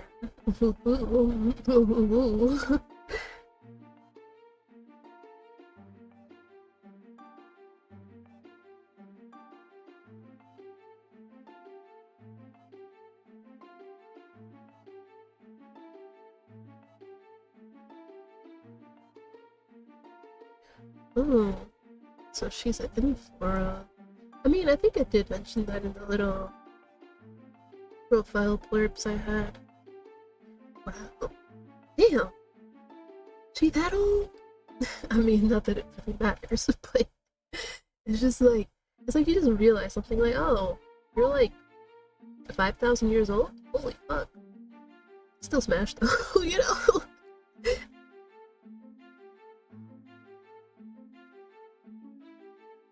I am.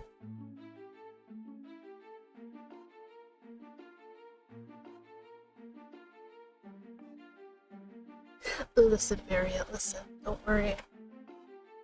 We can still have a romance on the side after I finish with Laro. Or you know what, the 3 of us, we could be in a polycule. That could also work. I'm sorry, it's just, I can't give up Blur, but it's also like, Maria's got her merits too.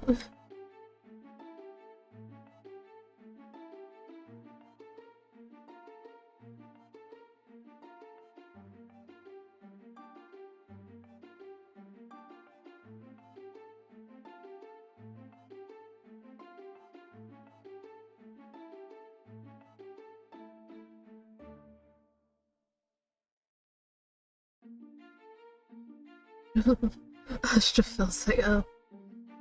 Huh, I get it, yeah.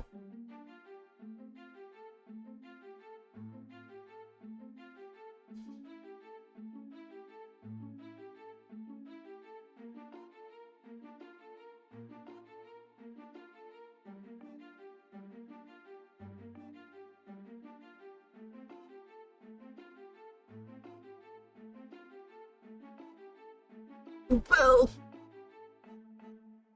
right, I'm sorry to change things between us. Sorry. You know me, you were my girl, you were my everything. But then he just came out of nowhere and said, marry me. Listen, I couldn't refuse because I didn't get the option to. Not the say no more.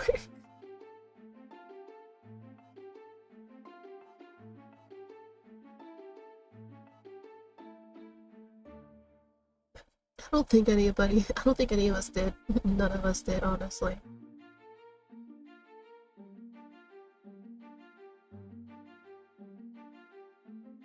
Right, what about you?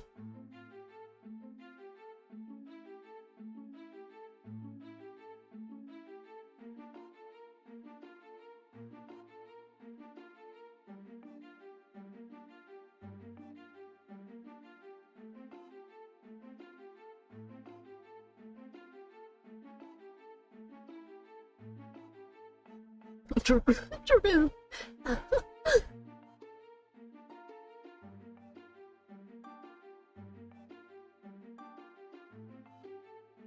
Every touch seems different now.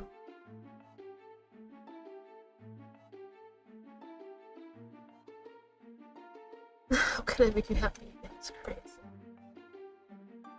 But, Miriam, I love you. You're like the greatest thing that's ever happened to me. But I can't pursue this right now. Not right now.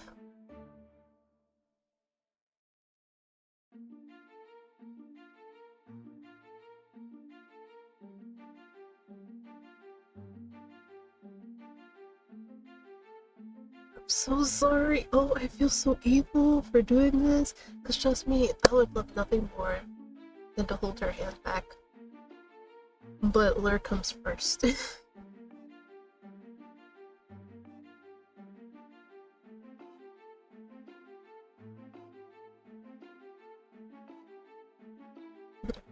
like, what are we? Are we friends? Or more? Let's see what we got. Oh, why does he write like this?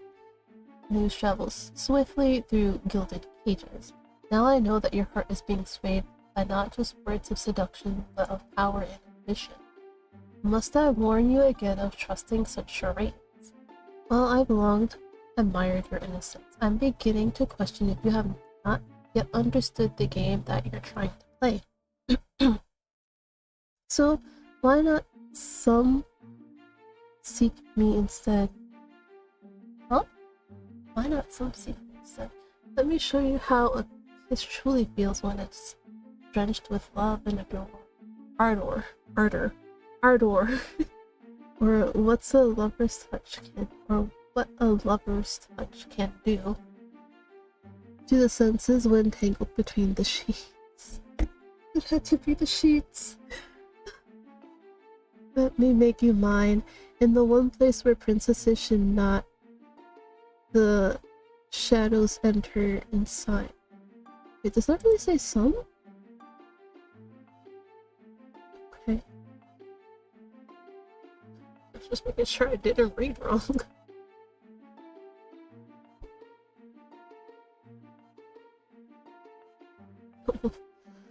We still have 2 more letters to go. I thought we'd be done, but I guess not.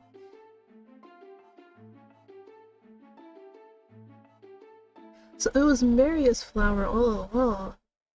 Wow, okay. I mean, it makes sense. Because if she can make that beast, it makes sense that she could do all that. Okay, Maria.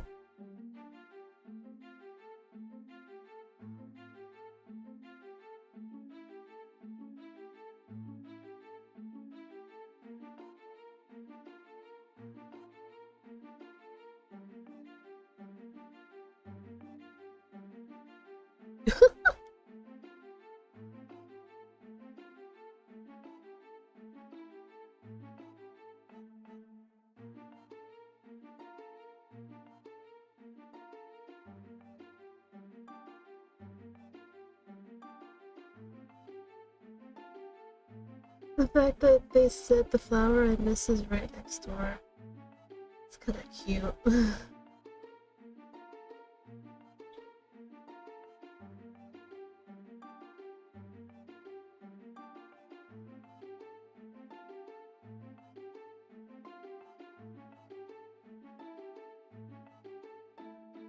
Maybe I should have did the bottom one? Oh damn.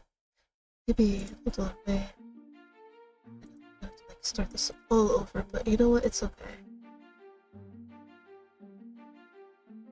It's okay. We'll just... It's okay. We're not gonna be starting completely over. Thank God. Thank God I saved.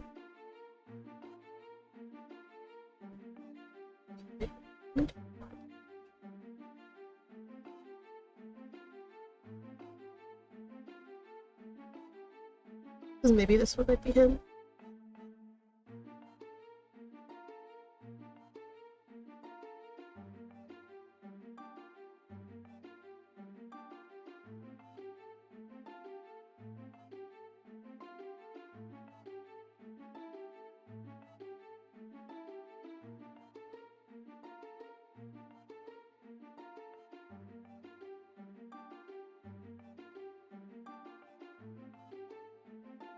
It's still Maria. It's still Maria. Oh no. What did I do wrong?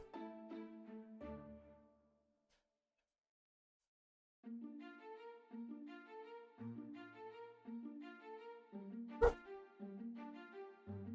this mean I cannot see him at all?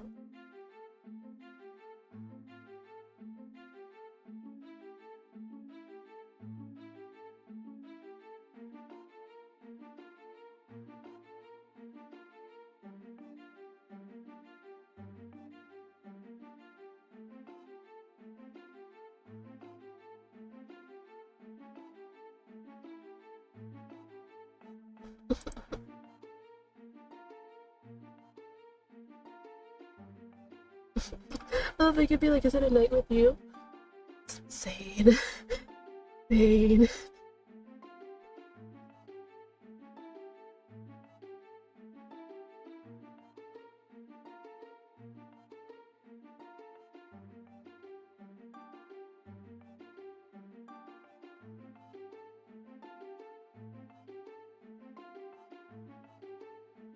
You know what? Hold on. Maybe I want to go back to the other one. Sorry guys. I'm just trying to figure out which one I can get to learn. That's all I care about right now. Yeah, I don't know how much that man drives me insane. Alright. Wait, no, don't do that. Don't do that. That would have been like a big mistake.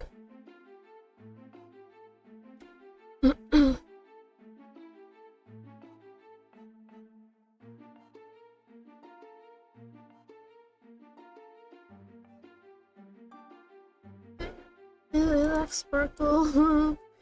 As much as I want to flirt.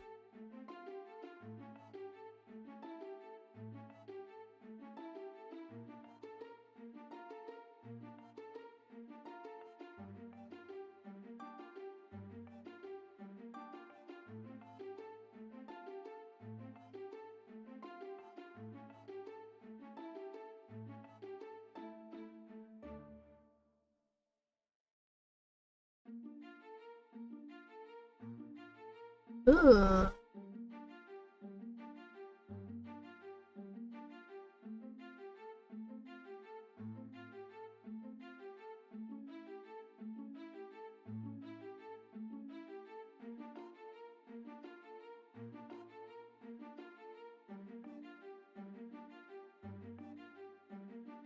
That's pretty. Not that I can see it. just the idea of it. It's like, oh, it's pretty. Index.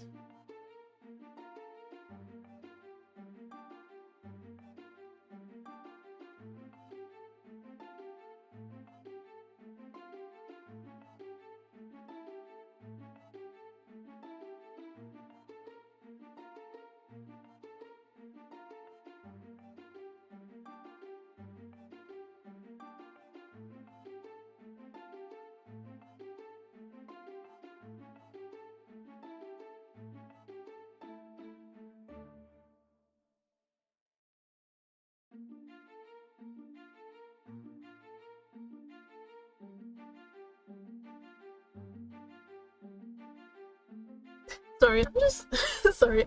I'm just really in my head, like imagining all like the possibilities of like the two of them sneaking around, having an affair with each other behind Callan's back.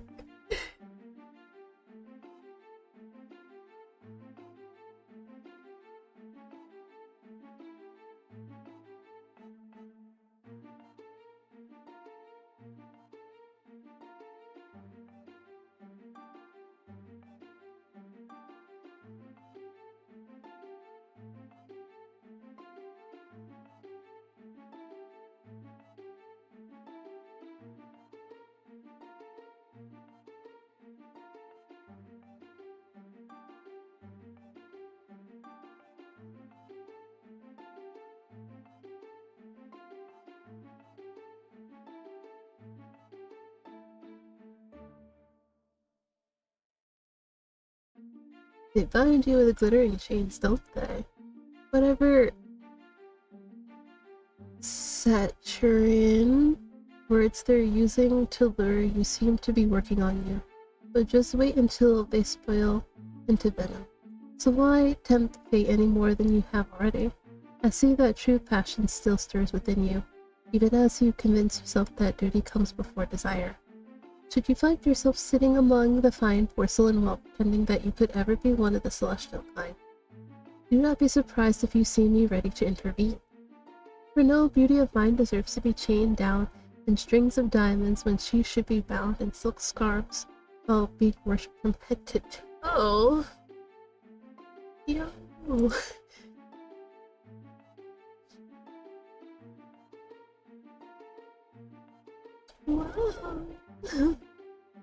Whoa. This guy's going crazy.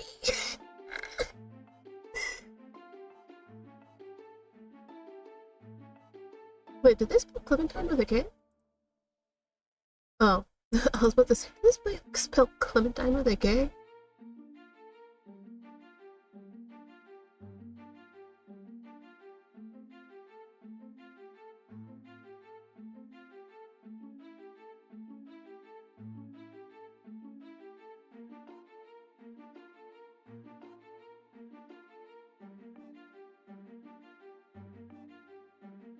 Definitely lively, Your Majesty.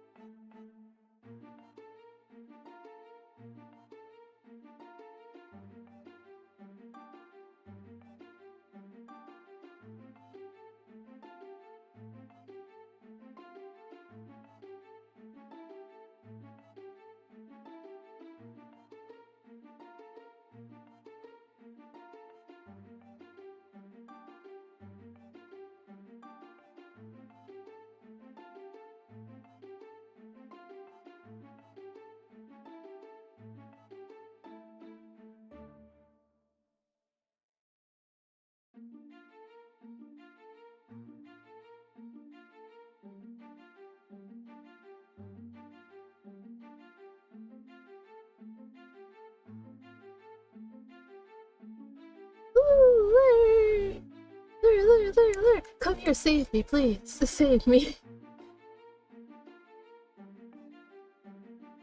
Yes.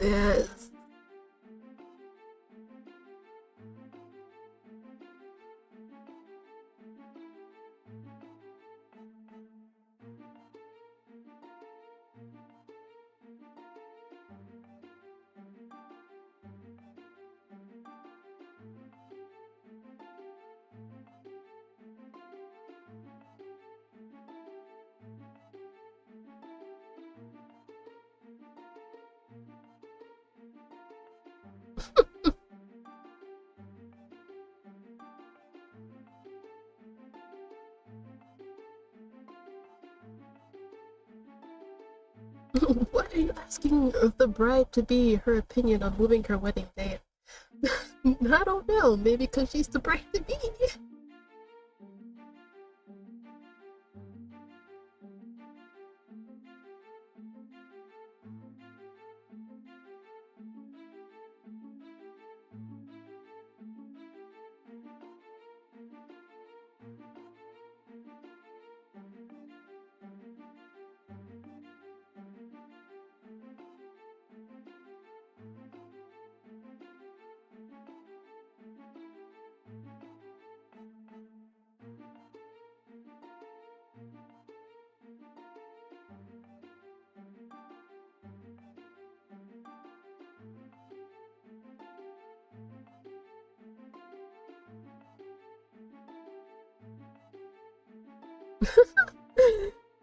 I like this.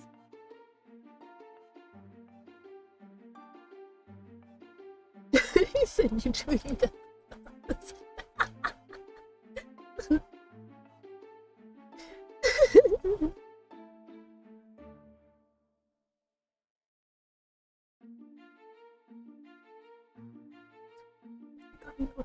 Please. Yes. Yes.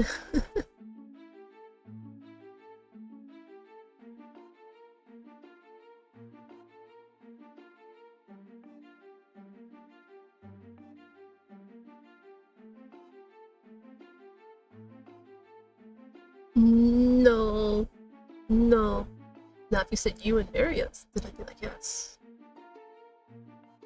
Listen, a queen get everything she wants is crazy. Yo, but you know what? I might come back to that though. So, just because I want to come back to that one. And just be like, yeah. Don't I get everything I want?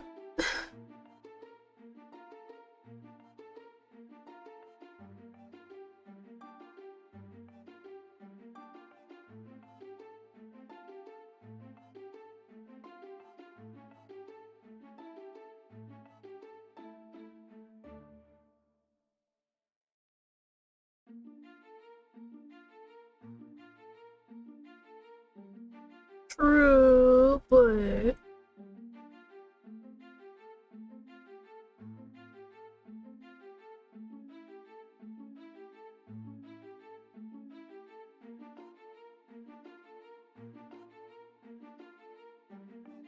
see, this is what I was looking for. Yes, yes, I need it.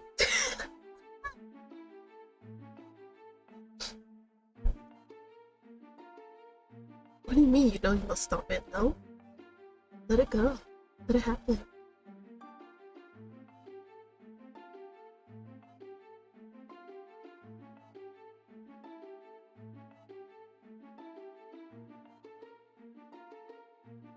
I'm sorry.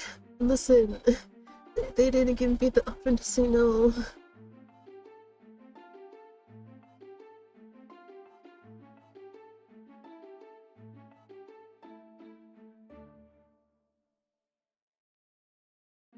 Trust me, I already know my heart lies. I'm just gonna go through the rest of this. Air thickens with anticipation, a false excitement for a destiny not truly your own. I've seen the shadows cling to these gilded walls, and I know the danger that awaits you by choosing to give your heart away to an unfathomable beast. Hold on, I gotta pull my notes.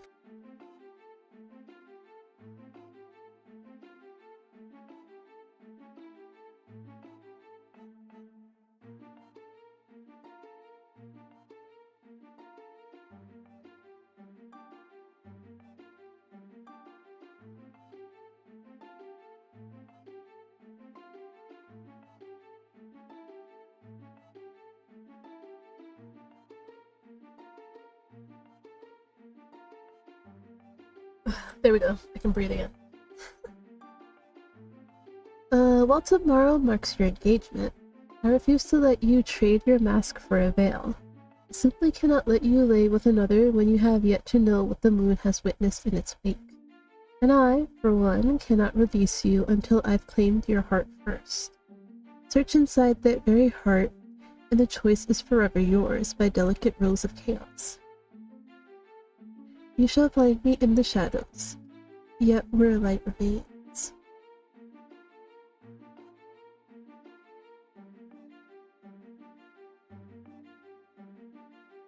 No!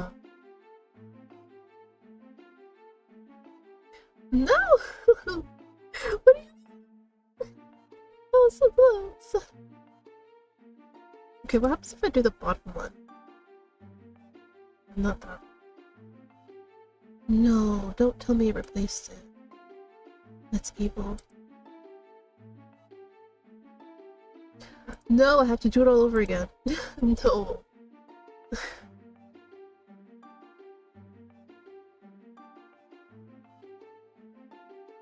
my god, this is gonna be paid.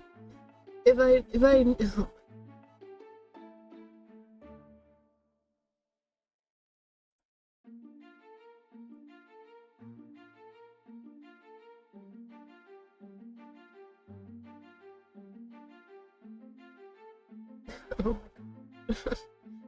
So cute.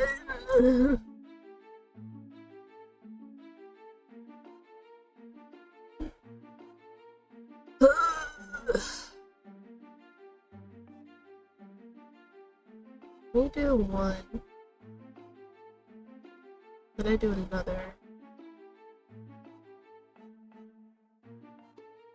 Write that down. I did not realize I was gonna. Okay. It's probably gonna be the same thing if I choose the bottom. No? Wait, huh? Maybe? Yeah, looks like it. I guess I didn't get enough with him. Oh no.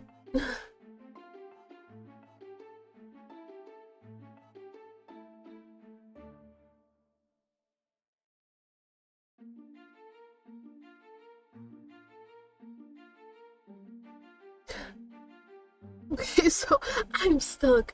I'm actually stuck, which means I have to go all the way back and redo some stuff. Okay, but it was nice to see how much farther I got this time. So I got pretty far this time. I think the issue arose